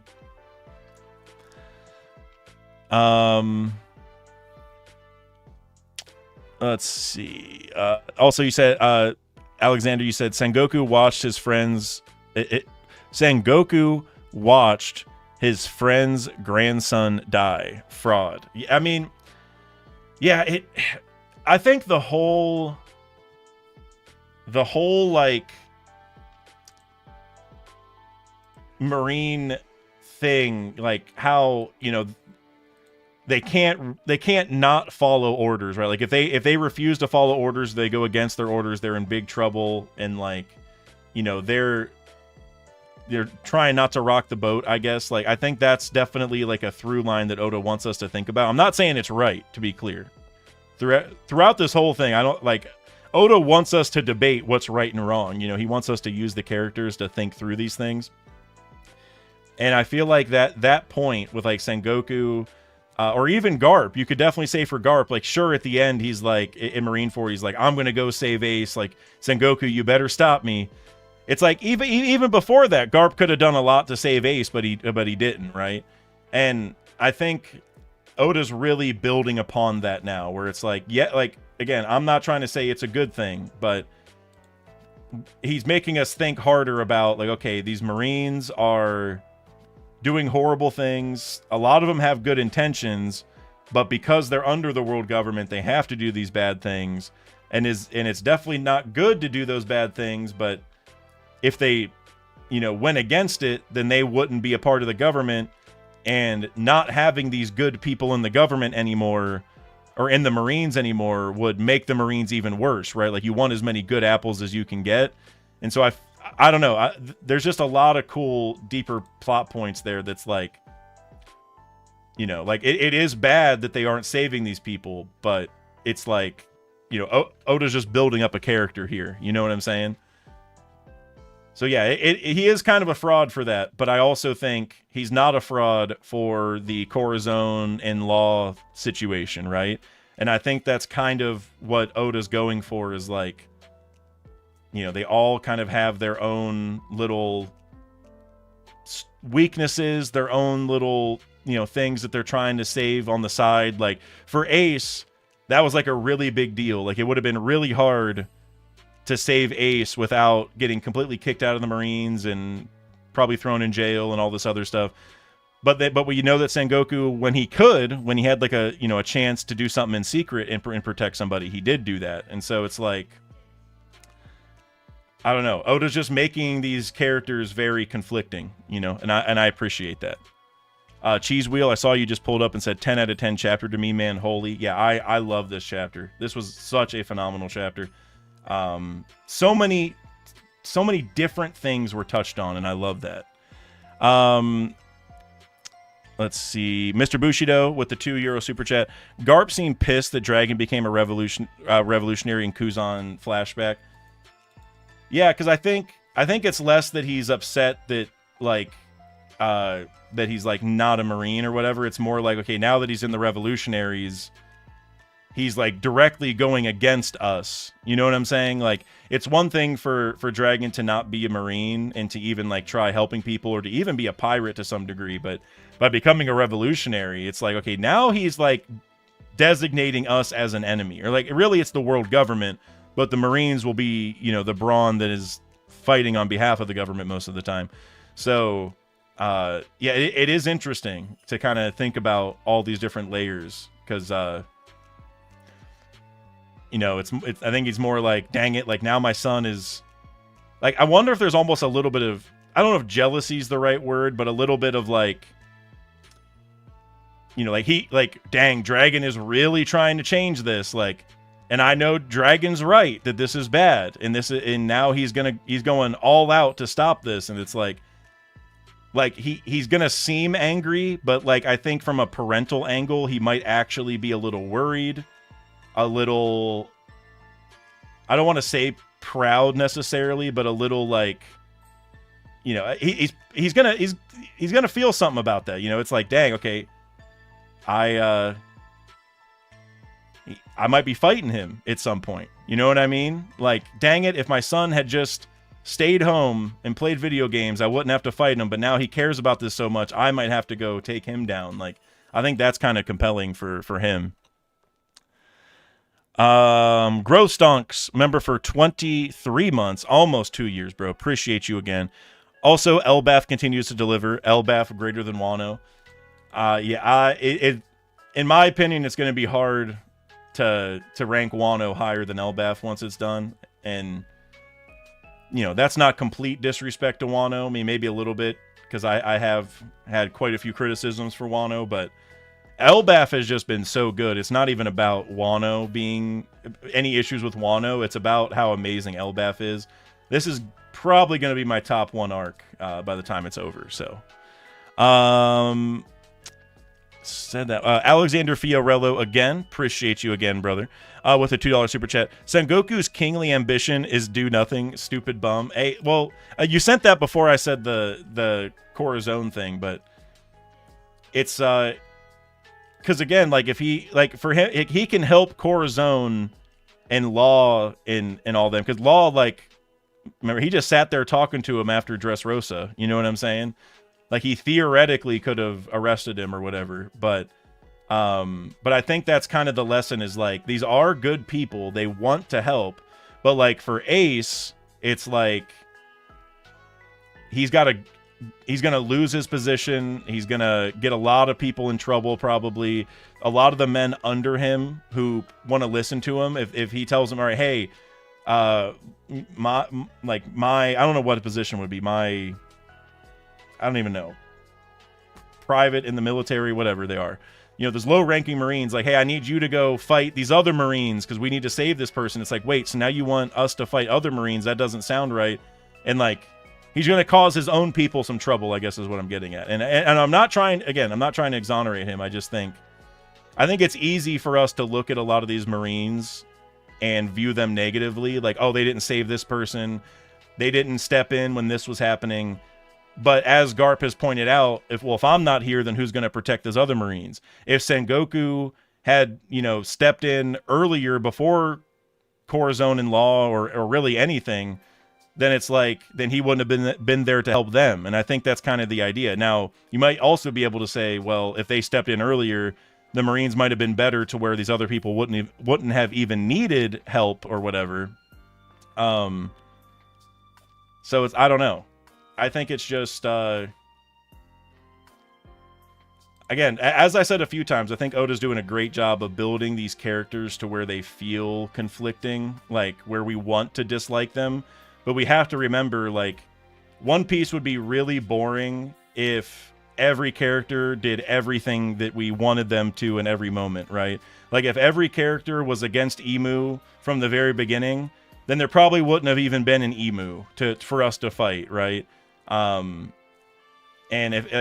so, you know, to build the story interestingly, you got to have people have conflicting opinions. And so I feel like the whole God Valley flashback is that, because, like, you remember how at the beginning of God Valley, people were saying, oh, Garp's in the mud, Garp is terrible for supporting this, blah blah blah. And then as soon as Oda starts showing us Garp's true thoughts on it, he's like, oh, I hate this. I didn't even know this was happening. Did you guys know about this? Who is this giant monster in front of me? And we're like, okay, so Garp doesn't like this. He hates this, actually. He's very much against this. And so I feel like it's just kind of the same thing. Like, even for Dragon, you know, we looked back at the Ginny thing, and we thought, and some people still think it, and I understand it because we haven't really gotten the full exposition on it, but with the Ginny thing, people were like, oh, well, Dragon's horrible for not even trying to do anything to save Ginny. He's horrible. We shouldn't even, you know, he's in the mud. There's no, you know, he can't be redeemed, whatever. And now everyone thinks Dragon is like the ultimate hero because he's the only one, sort of the only one who stood up and tried helping, you know, these people here at God Valley, right? And so now we look at him very positively, even when we still don't have the Jenny thing explained. And so to me, I think all these characters, like, it's easy to look at them negatively for not, you know, dropping everything and fighting against the system. But at the same time, that's just kind of how you make the story interesting, is people's positions are different. And, you know, by the end, they'll probably all align and do the right thing. But, you know, I think that's part of the idea of why Nika showing up is such a big deal, because it's a lot easier to join in a revolution and, you know, change the way things are when there's kind of like one chief figure that gives you hope at the very top. So when Nika shows up and Nika is boxing with the Celestial Dragons and Emu and the Gods Knights and stuff, and you see all these other countries that kind of like Luffy because he saved them start teaming up, it starts building that feeling of like, okay, maybe this is a cause that we can believe in and go for. But absent that, Sengoku's kind of Sengoku or any of these Marines would be kind of working in a silo, like I said, like if Sengoku wants to go save Ace at Marineford and he goes and tells some of his underlings, like, all right, go save Ace, do whatever it takes, and then you have like Marines fighting Marines, like his underlings are gonna get hurt. You know, both sets of Marines are, and going back to Garf's perspective, these are the people at the bottom who are just following orders. They don't really understand the greater, you know, mechanizations of the world. So there's a long way of saying that I know what you mean, and a lot of these people don't look good right now, and that Oda does it that way. So we view them negatively, and then he backfills the info, and then we're like, okay, you know what? Like, I get why you did that. I still don't agree. I still don't like that you did it, but I get how you got there. You know what I mean? Cloud Lizard with the $5. Sorry, am I on the right one? Yeah, $5. Do you think destroying the homeland is the hacks to Domi Reversi? What do you think Rox was going to say about the island?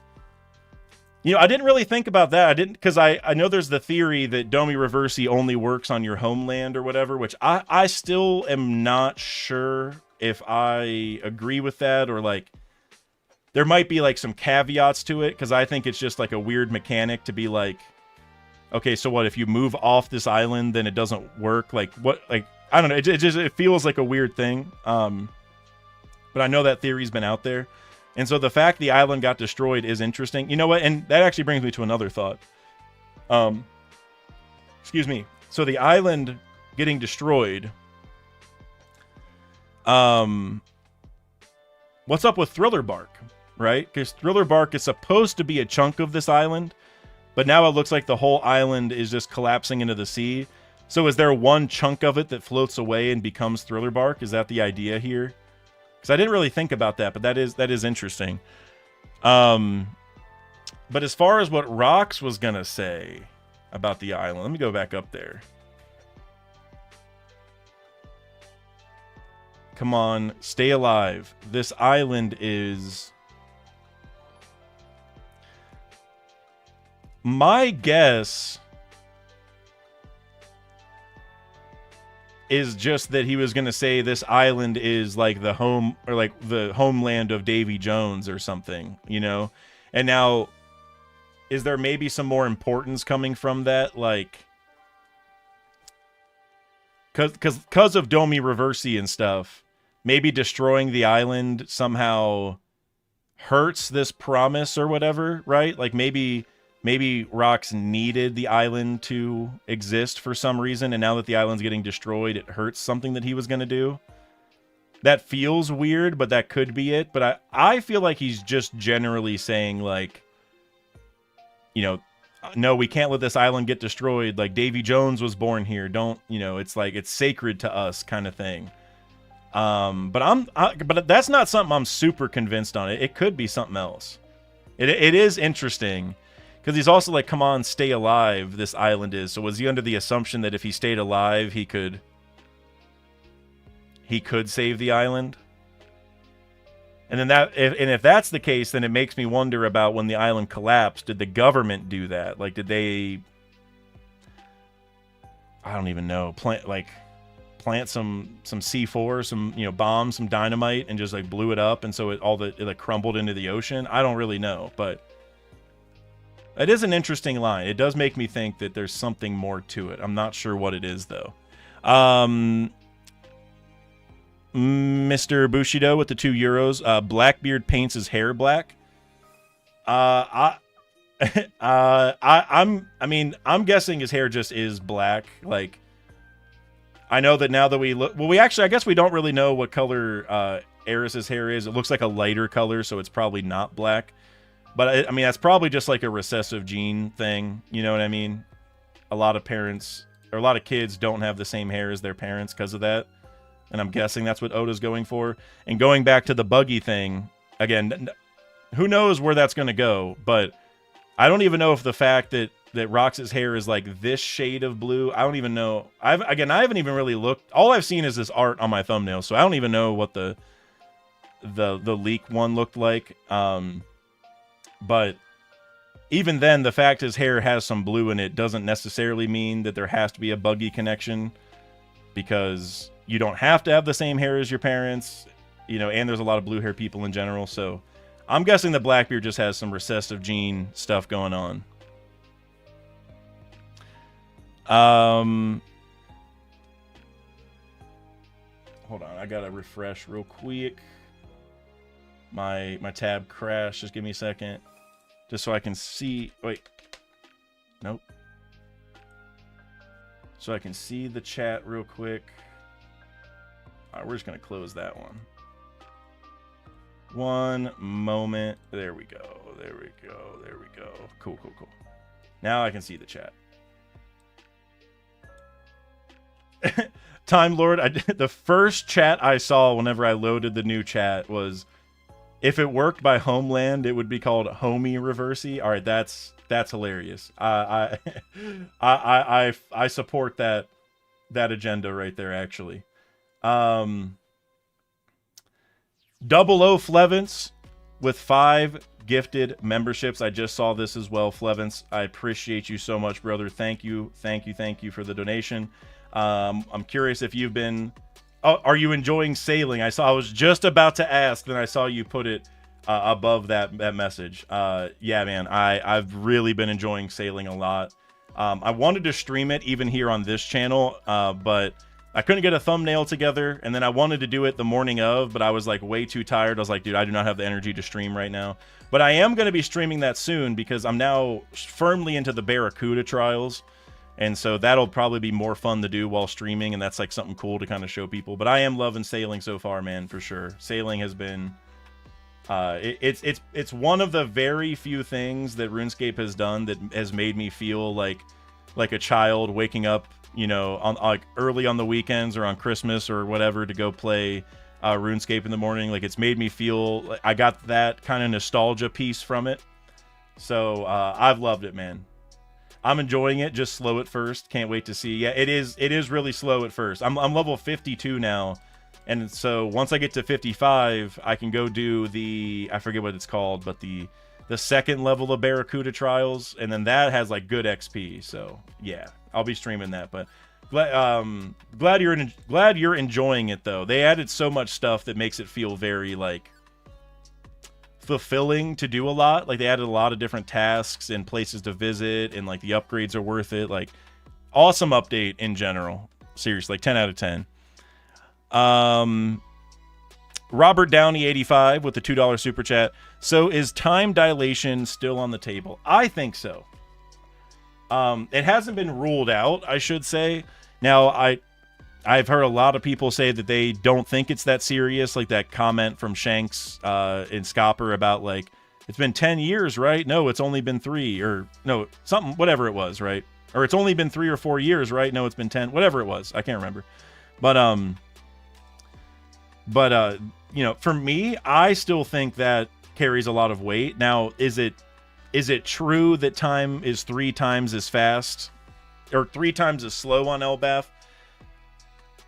Like, I'm not sure if it's that simple. There might be more to it than that, you know? It's kind of hard to explain because, like, nobody's even mentioned it. We just had that comment from Shanks and Scopper, so I think it's still on the table, absolutely. I don't know if I would say, like I said, it's as simple as 1 year on Elbath is 3 years everywhere else. There might be like a little trick to it. Like, just for an example, maybe there's something in the lab in the atom tree that has to be activated for the time dilation to take effect, and it only does for certain periods of time. Like, I don't know if it's a permanent passive effect, but I think it's still on the table. And I think that'd be a really cool thing for One Piece, because it's like, when you look back to like the time travel that like Toki did, Oda did that in a very tasteful way where you can only go forward, you can't go back. And so that, you know, gets rid of a lot of shenanigans that people tend to not like in works of fiction. And I feel like with time dilation, it's like another way to kind of tastefully mess with time, where it's not like warping time backward or sending anyone backward. It's strictly that you can go through time faster if you want, right? That to me feels, it's very much the same thing as Toki. It's just you don't need the time fruit for it. So yeah, it's not confirmed, but or even deconfirmed, but I think there's going to be something to it personally. Aaron K. I also want to mention this because I saw it. Wait, hold on. Sorry, one second. I think my chat crashed again, but I see it over here anyway. Aaron K, you said maybe the time dilation has something to do with the focus on the mass as of late, like how black holes and large celestial bodies warp time. Yeah, you're definitely onto something for sure. That's why I also brought up the lab in the tree, because it's like that lab is 3,000 years old, has probably existed while the world was, you know, really advanced, like going back to the ancient kingdom and stuff. So it wouldn't surprise me if they have something in there that somehow, you know, like uses that ability.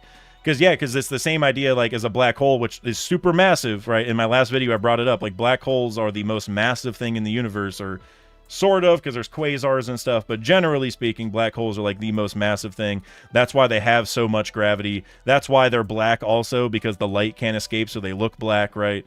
So, but whenever you get close to one, like even time will slow down. So like if you have twins and you leave one on Earth and you go send one near a black hole, like they're going to come back like different ages essentially. Like, cause one time will move slower and faster depending on where you're at. So I think that feels like where this would go, you know, and you think back to Enel, who's up in space, and at least I believe he's going to come back soon. I think a lot of other people do too. And with him, you know, being the space guy, and he's going to be the one who can come down and tell us about Space Piece a little bit, it would kind of make sense to merge all these different ideas involving space into one arc. So I think that makes sense. Lords with the $2 super chat, I think. Yep. Fraudhawk uses his black paint on Blackbeard's hair. That's hilarious, actually. Yeah, they got their paint from the same guy, man. Mihawk, maybe Mihawk went and bought it and just gave him like the leftover paint. You know what I mean? I have a lot of leftover paint downstairs from doing various home projects. So with Mihawk, I can only imagine he's got a little bit extra. He's like, Blackbeard, you know what, man? You're gonna need this. That would I don't know. I mean, I feel like Blackbeard's hair is just black. I know. I've seen a couple other theories in the chat that I haven't mentioned, but they were pretty funny about Blackbeard's hair. I mean, I feel like it is going to be just black, and it's just a recessive gene thing. But it would be kind of wild if his hair was like blue, like Buggy's, but he painted it and now, well, dyed it, I guess I should say, and now he even calls himself Blackbeard, and maybe he was really Bluebeard, but he colored it like. I don't know, like that, like I said, I don't think any of that's actually going to happen, but it is kind of funny to think about nonetheless, for sure. Where am I at now? Mr. Bushido with the €2. Oh yeah, I saw this one. I'm glad. I want to mention this. You said it's snowing on Elbaf again when Loki is sad. So, let me go back to that and look. So, because I did notice that in the chapter, but then I thought in my head, like, oh, is this just because the realm of the dead or something, like maybe like it started snowing back when Loki was a kid, but the whole area didn't get covered till a few years later or something. That's like what I was thinking in my head, because like if you look in the flashback, there is no snow, and then there is, and I'm like, oh, is this just because time has passed, and like going back to when Loki was a baby and there was that harsh winter, I'm like, okay, did it, like, is it something with that? But now that I get to look at it some more, I think what you're alluding to is probably right, that Loki is causing this because of his sadness. Because now that I'm understanding where it's at, they are right outside Ida's bar.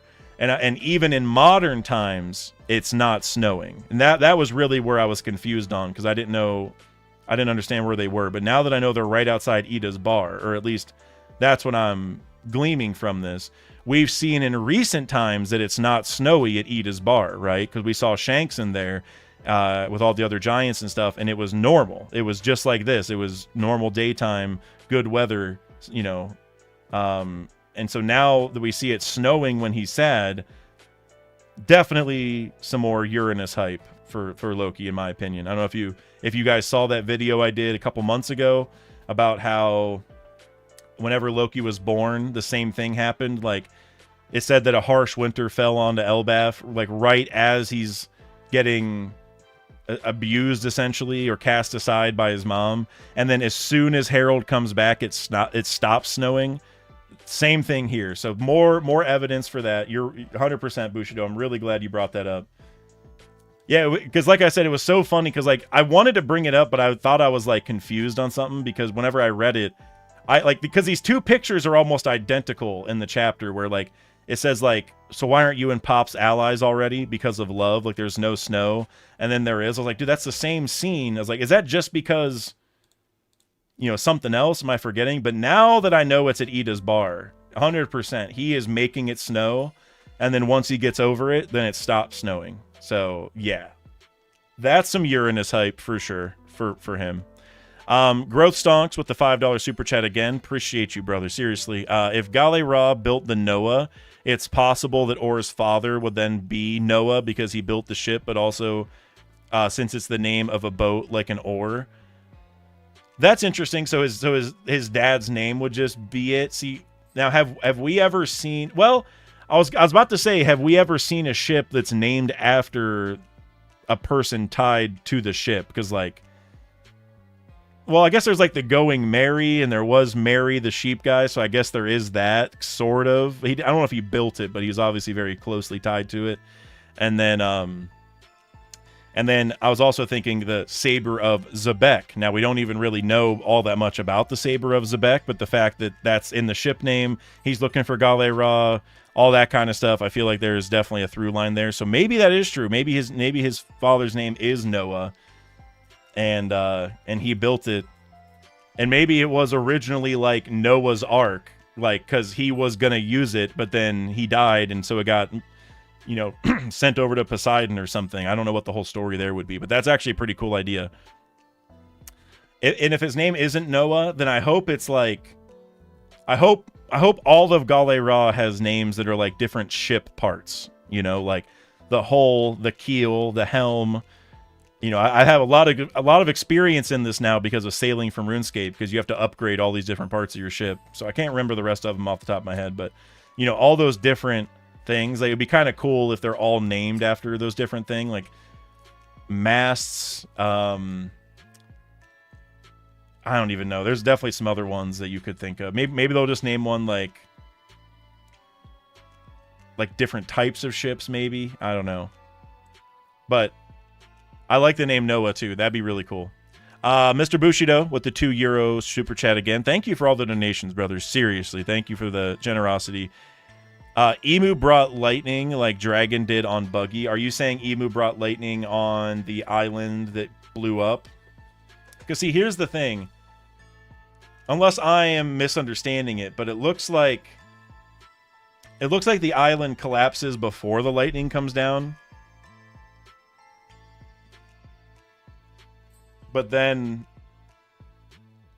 the lightning comes down.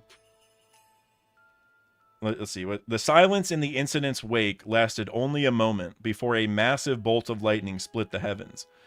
So I could see this being from Emu, but I also feel like, you know, that happened after the island blew up, so it's something else. I don't know what the lightning would be for, because it's not like anybody got struck. Oh, wait. I just thought of something. Let me see. Did anybody bring this up? No, I was just looking at the last couple super chats to make sure. So real quick, guys, this is very important. We were talking about this in the Discord. Oh man, I'm so glad I noticed this. Let me go ahead and get a drink of water because I might talk for a second here.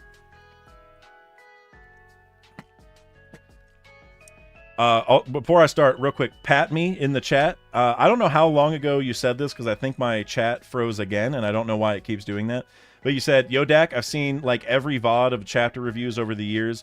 This one of the first times I've caught a live one. Just wanted to say you're the GOAT. You're the best One Piece YouTuber." Well, for one thing, thank you very much for saying that. There's a lot of amazing One Piece YouTubers, so even to be in that conversation seriously means a lot. So thank you very much, Pat Me. And I'm really glad you could be here. Oh, you're okay, cool. The chat is now moving. I thought that chat might have been from like eons ago, and I was like, dang, Pat Me might not even be here anymore, but you probably still are. But yeah. But thank you very much for saying that. Seriously, made my day, and I'm glad you could be here for this one. I get some comments like that down, after the streams are over, like, oh, I missed another one. I always watch these, whatever. But every once in a while, I get one like this where you say you finally got to make it to a live one. So I'm really glad you could be here.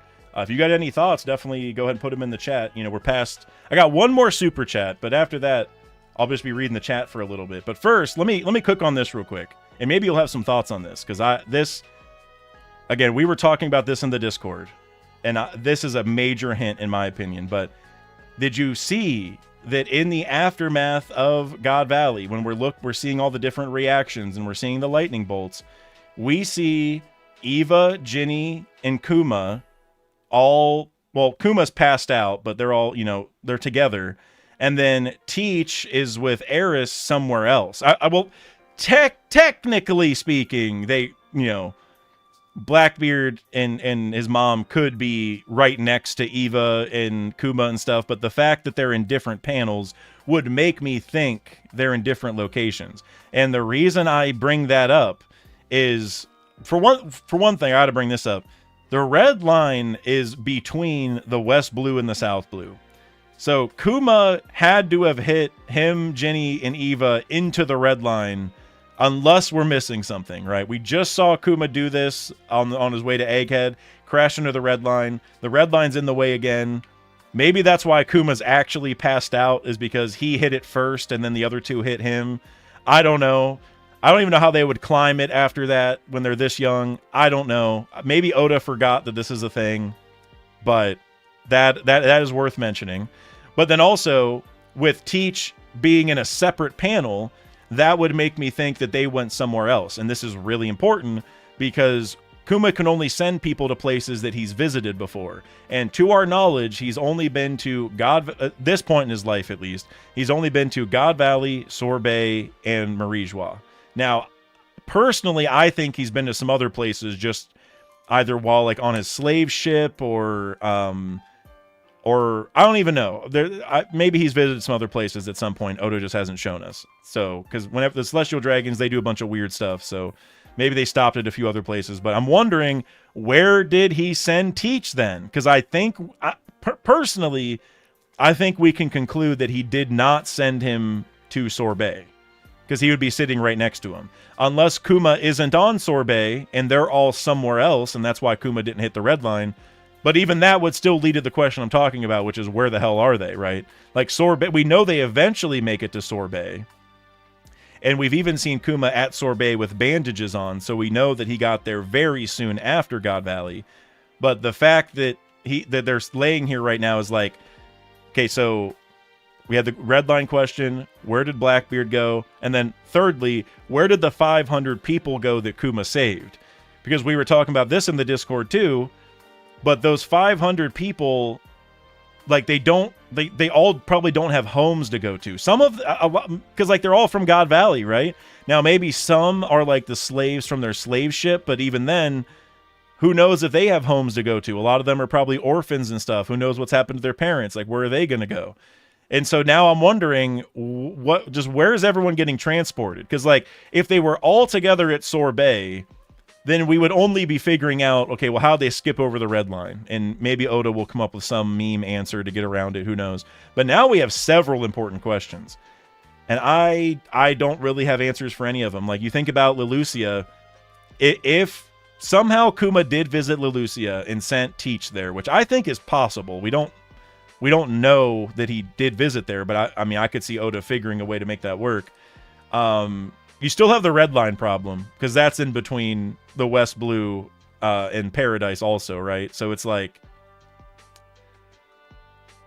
got a lot of questions here. These two little panels provided a million questions. Time Lord, you said, do you think he sent him to Shade Port? I mean, it, like I would want to say maybe. Like, I think Lelucia is the #1 choice, but then Shadeport might be in Lelucia, so then that would make it a more surefire answer. But whether it is or not, we still have to answer, like, did Blackbeard or did Kuma visit there before, right? Because if Kuma did not visit there, he can't send them there. Huh.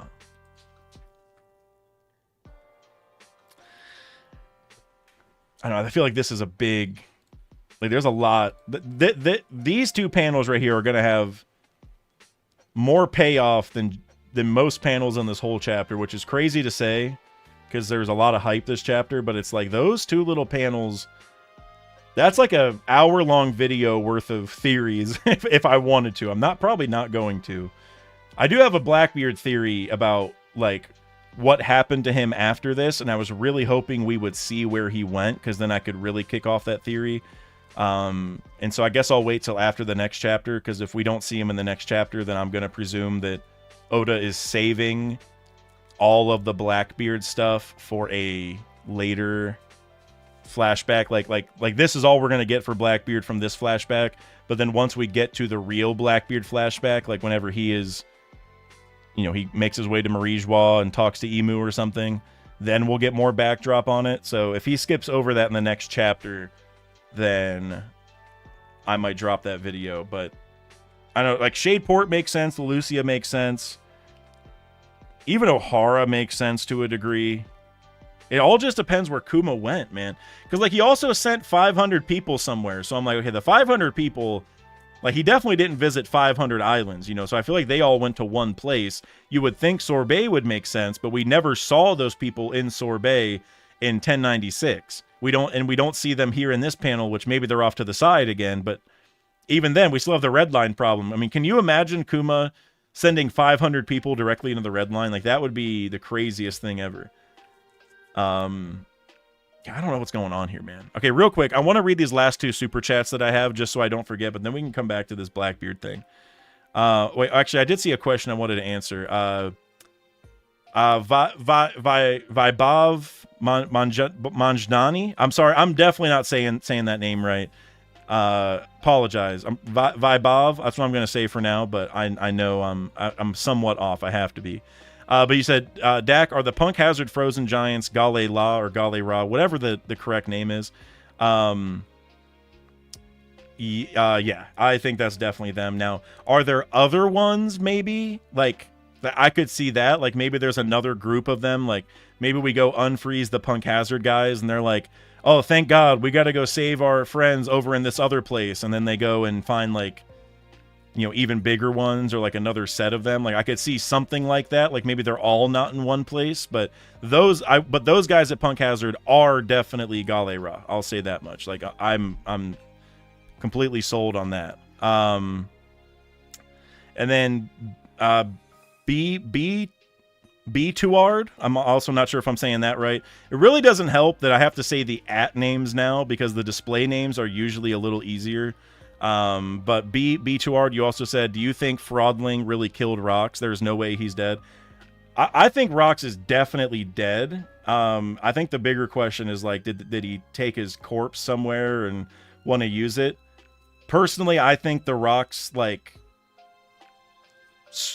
I don't want to say the Rox story is done because obviously there's more to tell through Blackbeard, but, like, I don't think Rox is still alive or that he's like gonna come back in, like, a resurrection sense personally, but maybe that's just me erring on the side of caution. But yeah, I think he's dead. I think he's definitely dead. I'm more convinced that he's dead than that they didn't take his corpse and want to do something with it. but I definitely think he's dead, I would say, personally. But Croderick, let me go ahead and read these last two super chats real quick. Croderick, you said for $5, thank you very much, brother. You think Rox is saying no matter how many meetings it takes, Joy Boy and Davy Jones wills will meet again?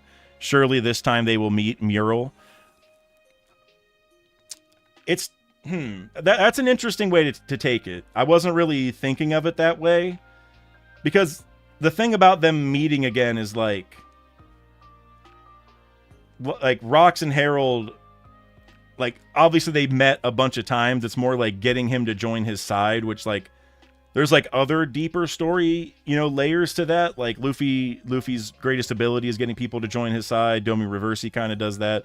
So I feel like that is more of what I was thinking, but let me think about what you're saying a little bit more, because like whenever I think about like the two will surely meet, like the two, like if I was gonna go off of two like characters that we already know of, like Nolan and Calgara seem like the like a perfect two, that like, not that the mural is talking about them because they existed after the fact, but whoever's wills they're paralleling, because they didn't get to meet again, right? Like he said, I'm going to come back and we're going to hang out again, whatever. And they didn't get to. So there is truly a not meeting again part.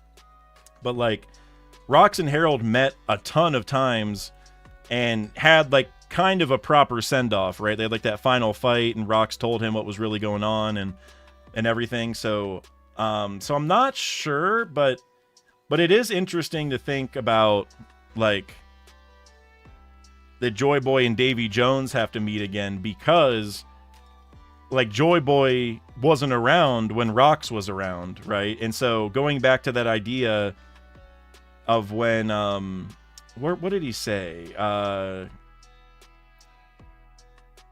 Like when Loki was like the Warrior of Liberation, like he told him about Nika, and then Rox is like, besides, if anyone's got that sort of power, it's Harold. And so you could maybe think about the they will meet again through that lens, where it's like Harold didn't become Nika or become Joy Boy, so that way they didn't get to meet, but maybe later they will, because Luffy is Joy Boy, so we have one of the two here. But now the problem is the other person that he has to meet is Blackbeard, which if we're going off just meetings, I mean, they've obviously met several times and will meet, and definitely will meet again. So it's like, it would be more of a meeting in the sense of like realizing who they really are. But then obviously, like, I don't think Blackbeard and Luffy are going to team up. So that's another layer of it where it's like, I kind of just wonder how that all ties together. But it is interesting to think of this as like a failed Joy Boy and Davy meeting kind of thing. But I also think, I said it earlier, but like, I don't even think it's 100% that they are different people yet, or that they are even like, because like Joy Boy was the first pirate and Davy was said to be like a horrible pirate. And so it's like, so what is their connection exactly? Like, I think it's likely that they're different people, but they still could be the same person, or even lived like in different eras or had completely different roles. Like, I feel like they're both, Void Century pirates, but I just don't know what the story is, given that Joy Boy was the first pirate and like he was born at the start of the Void Century. So that means Davy Jones started his pirating career even after that. And that just feels a little bit weird. So I just don't know how it all ties together, but it is interesting, like I was saying, to think of this as like, some people have brought up the idea of like Joy Boy candidates, and I know what they mean. I kind of don't like putting it in terms of candidate, and not even that this is what they mean, but just whenever I hear that, I think of like they could have been Joy Boy but failed, and it's like that's not really it. It's just that they weren't here at the right time, right? Like Harold could have been around at the right time, and if his fruit really is a Nika fruit, then I guess he could have brought Joy Boy back sort of whenever. He would have had to awaken it, right? If it is like a Nika fruit type thing. So I don't know how that all works. So he could have been, but it feels like that same vein where like they're candidates, or like they're, a stepping stone to the final meeting. So it's like, yeah, like Harold didn't eat that fruit and awaken it, so he's not Joy Boy. And then Rox failed to become king of the world, so he's not really Davy Jones. But maybe in the future, Luffy will meet the next king of the world, which is probably going to be Blackbeard, or at least Blackbeard is aiming to do that, and so maybe they will kind of fulfill that. I don't know. I feel like I said a lot of words there just to basically say I'm not sure. I'm not sure if that's it or not. Like, I don't know. I don't think the meeting again will be Davey and Joy Boy. I feel like there's going to be something else there. I feel, honestly, I think there's probably going to be like several things that ties to, right? Like going back to Nolan and Calgara, that's like Luffy and Usopp to me, 100%, where like Usopp is Nolan and Luffy is Calgara, because Calgara has the same voice actor as Dragon, and one of the elders had a dog mask just like Garp. Like there's 100% a connection between Luffy and those guys. And so I'm thinking at some point Usopp is going to figure out that he has like Nolan's will, and Luffy will figure out that he has Calgara's will, and then they will meet again in that way, where like obviously Usopp and Luffy have met before, but they haven't met under the context of like, okay, you have the will of this guy from the past, I have this will, we are meeting and doing this on behalf of them. You know what I'm saying? Like we're fulfilling their dream kind of thing. And I think once they realize that, then they will have met again. But like until they, are aware of it, they won't. And so I think there's going to be a lot of pairs of things that might tie in. So I don't know if there's just going to be one meeting again. And then Cloud Lizard, I believe this is the final one. Please correct me if I'm wrong. Any mods in the chat, but I believe this is the last one that I'm seeing. With the $2, lightning equals Saturn's fear of something awakening. Oh, so you mean the thing that Saturn said he was afraid of? Yeah, for me, I think if the lightning actually did something, then maybe. But because the lightning didn't really hurt anybody, it's kind of just like a send-off, It's just like a cool visual to like the island crash, and there's all this lightning and like a huge storm, and because it was raining during the ending as well, right? You can see all the rain on like Rayleigh's face and all that stuff. So and also you can see like them splashing through the puddles as they're running. So it's like, we already knew it was storming, and then once they got off, then the lightning came down. So it's like, I don't know. I don't think, maybe I'm just being too basic today, but for me, that like the something awakening that Saturn was referring to just was the emu transformation. Because it's like the other Gorosei were telling him like, no, that can't happen. Probably because they don't like when Emu comes out to do stuff, either because it, more people see Emu, so it's harder to keep a secret when Emu does that, or maybe they just don't like, like they don't like upsetting their boss, essentially. Like they don't want their boss to come out and do their work for them, because then they're going to get punished later. You know what I mean? Like, there's a lot of reasons why they would react that way. So I am still thinking that what Saturn was talking to was just Emu's transformation. But I mean, I do think this island collapsing is really weird. Like it feels like something else would have happened, right? It feels like almost like a Lelucia hole popped up and everything just fell into it. Like it kind of feels that way, but obviously there isn't a giant laser, so because the lightning happened after that, which really, if the lightning happened before, then I think there'd be way more theories to pull out of this, but this is feeling like just a visual thing. So yeah, I don't think that ties to Saturn's fear, but I do think like it could be Emu who brought this lightning down, and Emu is tied to Saturn's fear, so I guess in that way they are connected, but yeah, since nobody actually got hurt from it, I don't think the lightning's that important, but maybe I'm wrong. Maybe that was Rox's soul giving one final goodbye. That's my favorite theory on it. Is like, as it was just a final way of saying goodbye to all of his crewmates or whatever, like, don't forget that I'm a badass. Here's some lightning as I go off to. He probably wouldn't go to heaven, but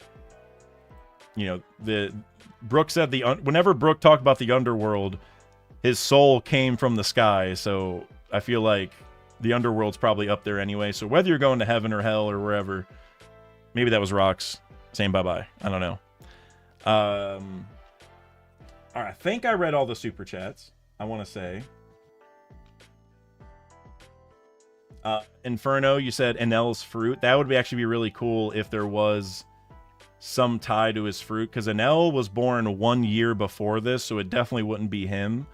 But I do think that the past user of the lightning fruit is going to be relevant. It might not be like the user right before Enel, but at least like at some point in history, I think the lightning fruit will have a really important role, because like you look at the moon, right? The moon said they ran out of resources. My first and foremost guess on how the moon ran out of resources is that the user of the lightning fruit died while on the moon. Like the lightning fruit user was powering it the whole time, just like Enel is powering it now. And then they died, and the fruit went back to the blue planet, and that's the true reason they had to go back there, because it's like, well, that, you know, like we can't, because we know that Sky Islands can't like germinate crops, they can only like sustain them. So maybe like there aren't any fruits, or at least enough fruits up in the sky or up on the moon especially, for the fruits to reincarnate. So whenever a devil fruit user dies on the moon and the sun, then the fruit probably reincarnates all the way back on the blue planet, because that's where all like the fruits are to reincarnate to. So I do think the lightning fruit will have an important history somehow in the One Piece world, but I don't know if it'll be this right here. But hey, if Enel's dad has the fruit and sent this down, that'd be kind of cool.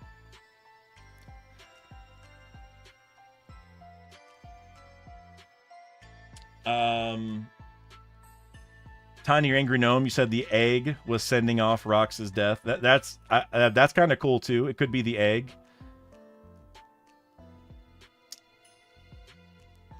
It would be a lot easier if they actually showed the egg during any of this. I think I can technically see it, but like during the Ed War, whenever we saw that like bad weather rolled in out of nowhere and helped Roger against Shiki, the egg was like kind of front and center, so it kind of just, from like a reader perspective, like you might actually look at it, be like, huh, like why can I see the egg so clearly in this panel of all panels, right? Because he barely ever shows it, but in the panel where the lightning is, like you can barely see it. So it's not like a great reason, but as much as I like it, I'm not sure. But the egg probably is capable of that, and we do see it the next panel. At least you can see it way more clearly.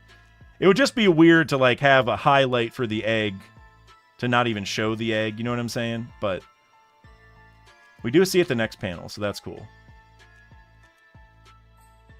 I wonder if the egg has a connection to Rocks, though, also. Because, like, if the egg had no connection, then why would it step up for him? But maybe it does, and we just don't know it yet.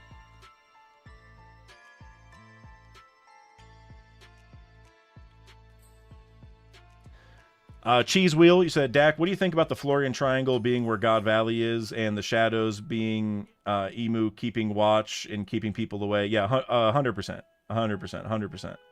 100%. Now, I'm very curious on how what we're seeing in this chapter connects to that, because if the whole island collapsed and fell into the ocean, well, maybe one of the rocks that fell in floated away and became Thriller Bark, right? And so I guess that's it. It feels weird. Like, I always kind of had in my head that during the fighting, like, someone would slice off a chunk of the island and it would just like fly away, and then we later find out that that's the one that Moria took. There's not like really a clear aftermath like that here, but all these, like, you know, because it says the island's collapsing, it looks like it's like crumbling into pieces, so maybe one did just float away. But I definitely agree, though, that Emu is like keeping people away from the Florian Triangle for that reason. Now, the important thing, though, is that Emu isn't protecting the Thriller Bark. Emu's not protecting God Valley, because Thriller Bark has left the Florian Triangle, and we know that like there was monsters and stuff in the Florian Triangle even before Thriller Bark went there. So Emu doesn't really care about the chunk of God Valley per se, but there's definitely something under the Florian Triangle that Emu cares about. I went through some options like a couple videos ago.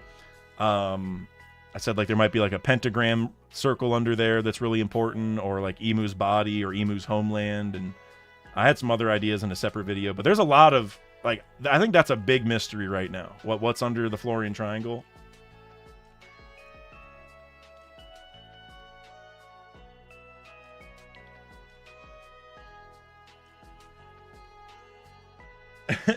Tiny Angry Gnome, crackpot idea, but I was thinking Rock's soul reincarnated into the egg somehow, Baron Tamago type of thing. That would be crazy. I personally, I doubt that's going to happen, but it.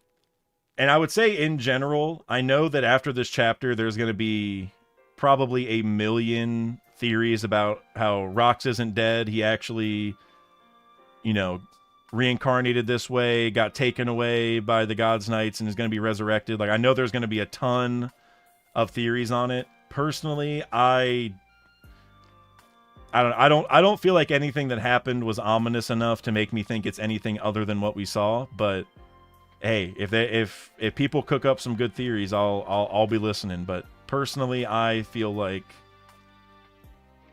I think he's just dead. I think he's just dead, crashed in the ocean. He's done.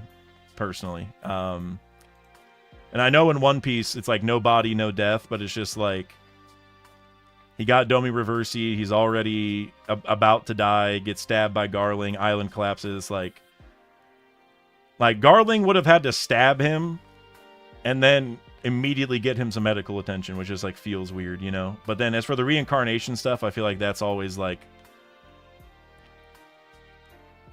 you know, we haven't even really seen that outside of like Brook, you know, Brook with the revive fruit. I mean, like some people reincarnate like in loose ways with like inherited will, but I'm thinking Rox is just dead. But like I said, if people, I'm sure there'll be a ton of theories. So if anyone comes up with some good ones, I'll be ready for sure.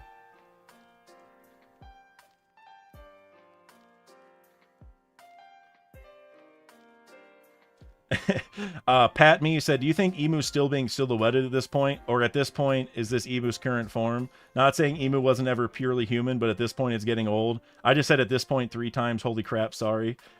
Dude, no worries. There are times when I record videos, and I will do the same thing. Like, and I actually think I said at this point several times in one sentence. Because sometimes whenever I record it, like, you know, I might like record one sentence and then mess up on a few sentences and then go back and re-record a section, and then I don't really realize that I said like at this point back in like back-to-back things, you know what I mean? Because one was recorded way before. So I've been there, man. Don't worry. I've been there for sure. I think the answer is yes to both of your questions there. I think Emu does look like a silhouette. At least like at God Valley, they look like a silhouette. And maybe they do all the time, but Emu originally did have a form. Now, does Emu have a form? Like, does Emu have an actual face right now, like in the flower room? I'm like kind of 50-50, because I could see Emu, you know, looking like the mold cells. People have brought up the Lily reincarnation theory. Or it could just be that Emu just is a silhouette because they have some shadowy abyss powers, and that's just what they look like, you know, until we see a flashback. But I do think at God Valley, that version of Emu was just a blob. Like, I don't think the one that was attached to Saturn was like actually, you know, like, I don't think Emu had their true face there. They were just probably a blob. They also got cut up into several pieces, and they just look like a shadow, like darkness or whatever. But in the flower room, that's where I'm kind of 50-50. Like, I could see it go either way. But in the past, though, they definitely looked like a human, right? They definitely, or I mean, maybe another race, but they look like a you know, living person, like an actual being. So, and I do think we'll see that eventually. It's just it's just right now, what do they actually look like? You know, I would venture a guess that Emu does have a true face, but I could see Oda just going the other way and being like, let's just have him be a blob, except in the flashbacks, you know. Tiny Angry Gnome, you said, let's see, do you think Rox ever told Harold about seeing Emu in the flower room? That I don't know. I feel like he would, but I don't know. Because, like, my first thought would be like, well, do you think Rox told the rest of his crew? Because I feel like they're all kind of like on the same level. Like Rox would probably want to tell his crew, hey, there's some evil, shadowy mastermind at the, in Marie-Joie who's running this whole show.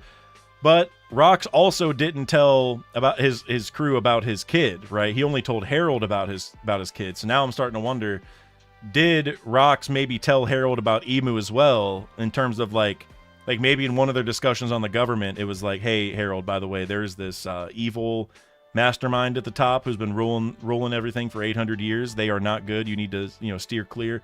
Like, you would think that's something that Rox would do, but we haven't seen it yet. And so, and even the way that like the Rox pirates kind of, or well, yeah, the way, I was going to say mainly just Whitebeard, but Kaido was also there. But the way that those two kind of even reacted to the Saturn Emu form, and how Rox said, like, I would call this the world, it made it feel like they had no idea what it was. So I don't think he told his crew about Emu, but Rox is the real question. That's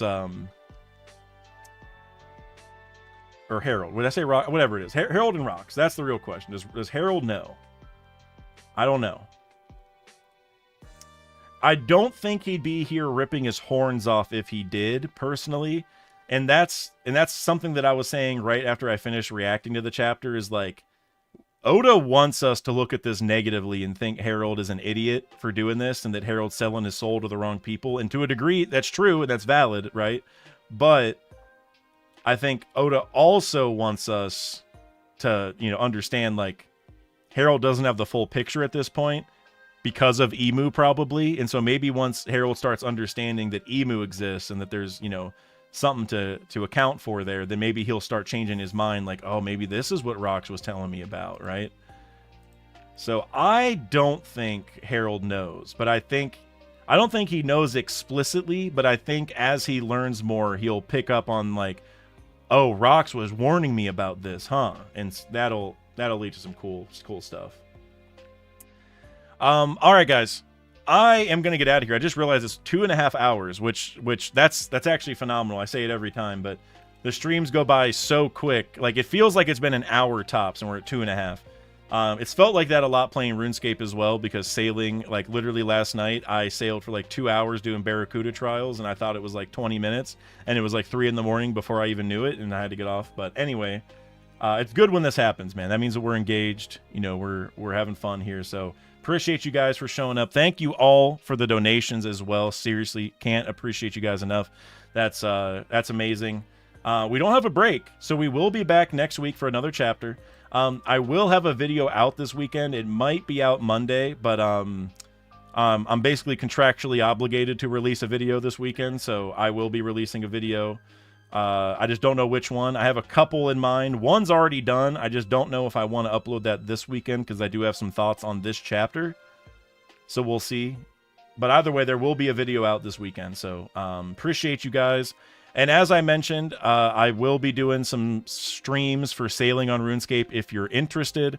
I'm getting up there in levels, so hopefully I'll be doing some cool stuff soon. The first 50 levels were kind of boring. Like, they're fun for me, but not fun for people to watch who don't know what's going on. But there's some cool stuff coming soon. So if you care about sailing on RuneScape at all, or even other video game streams, go follow me over on Twitch. That's where we do all the video games. We actually just beat the Paper Mario remake last week.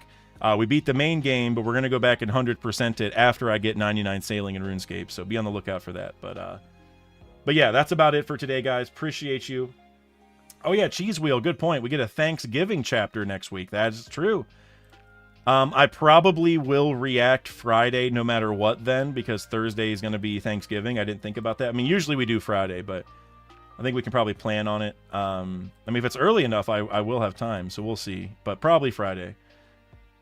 So anyway, thank you guys. Oh, wait, 319 Swagger, you said amazing work, best birthday. Is it your birthday today? I didn't see...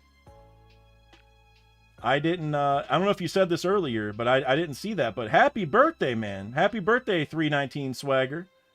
Yes, what a chapter to drop on your birthday. You know what I mean? You got a banger this week. So congrats on that. Also, my guy Marshall D Preach in the chat. I just saw you pull up, bro. Appreciate you. Bro, your Loki thumbnail is a masterpiece, dude. Thank you. You know, it's so funny you say that because that was one of my favorite thumbnails. Like the way it's set up, just like the format of it, I loved it. But it didn't really do that well click rate wise. I tried a bunch of different titles too, and it didn't really fix it. But hey, I mean, it's at 100K now, so that's solid. I can't be mad at 100K. So, but yeah, I loved that one. I was a huge fan of that one. So thank you. And actually, we got some more ammo in this chapter for that whole idea. So I appreciate you. Pat me, you said, Dak, they call me the lurking legend of your channel. You know, we did have a lurking legend by the name of Vex, but I feel like he's done the opposite of lurking enough. You know, he chats a lot in the streams, so he's no longer the lurking legend. He's just the legend. But now it's you. Now you have attained that title. But hey, if you show up to a couple more streams, you might lose the lurking part too and just be the legend as well. So either way, appreciate you guys for showing up. 319 Swagger, you said it is your birthday. That's awesome. Happy birthday, my man. Seriously, go enjoy it. Hope you have some fun plans this weekend, right? It's Friday, right? Yeah, it is Friday. Yeah, so hope you have a good weekend plan, man. Seriously, go enjoy your birthday. Started off well with the chapter. And then Tiny Angry Gnome, yeah, we can talk in DMs about the Uranus thing, because I gotta go. I am starving. That is really the thing. My stomach is gurgling. I gotta go. I need to go get some food. That's usually what happens after this, because it's like 3:30 and I haven't eaten anything. So either way, now I'm actually ending the stream. Hope you all have a great week.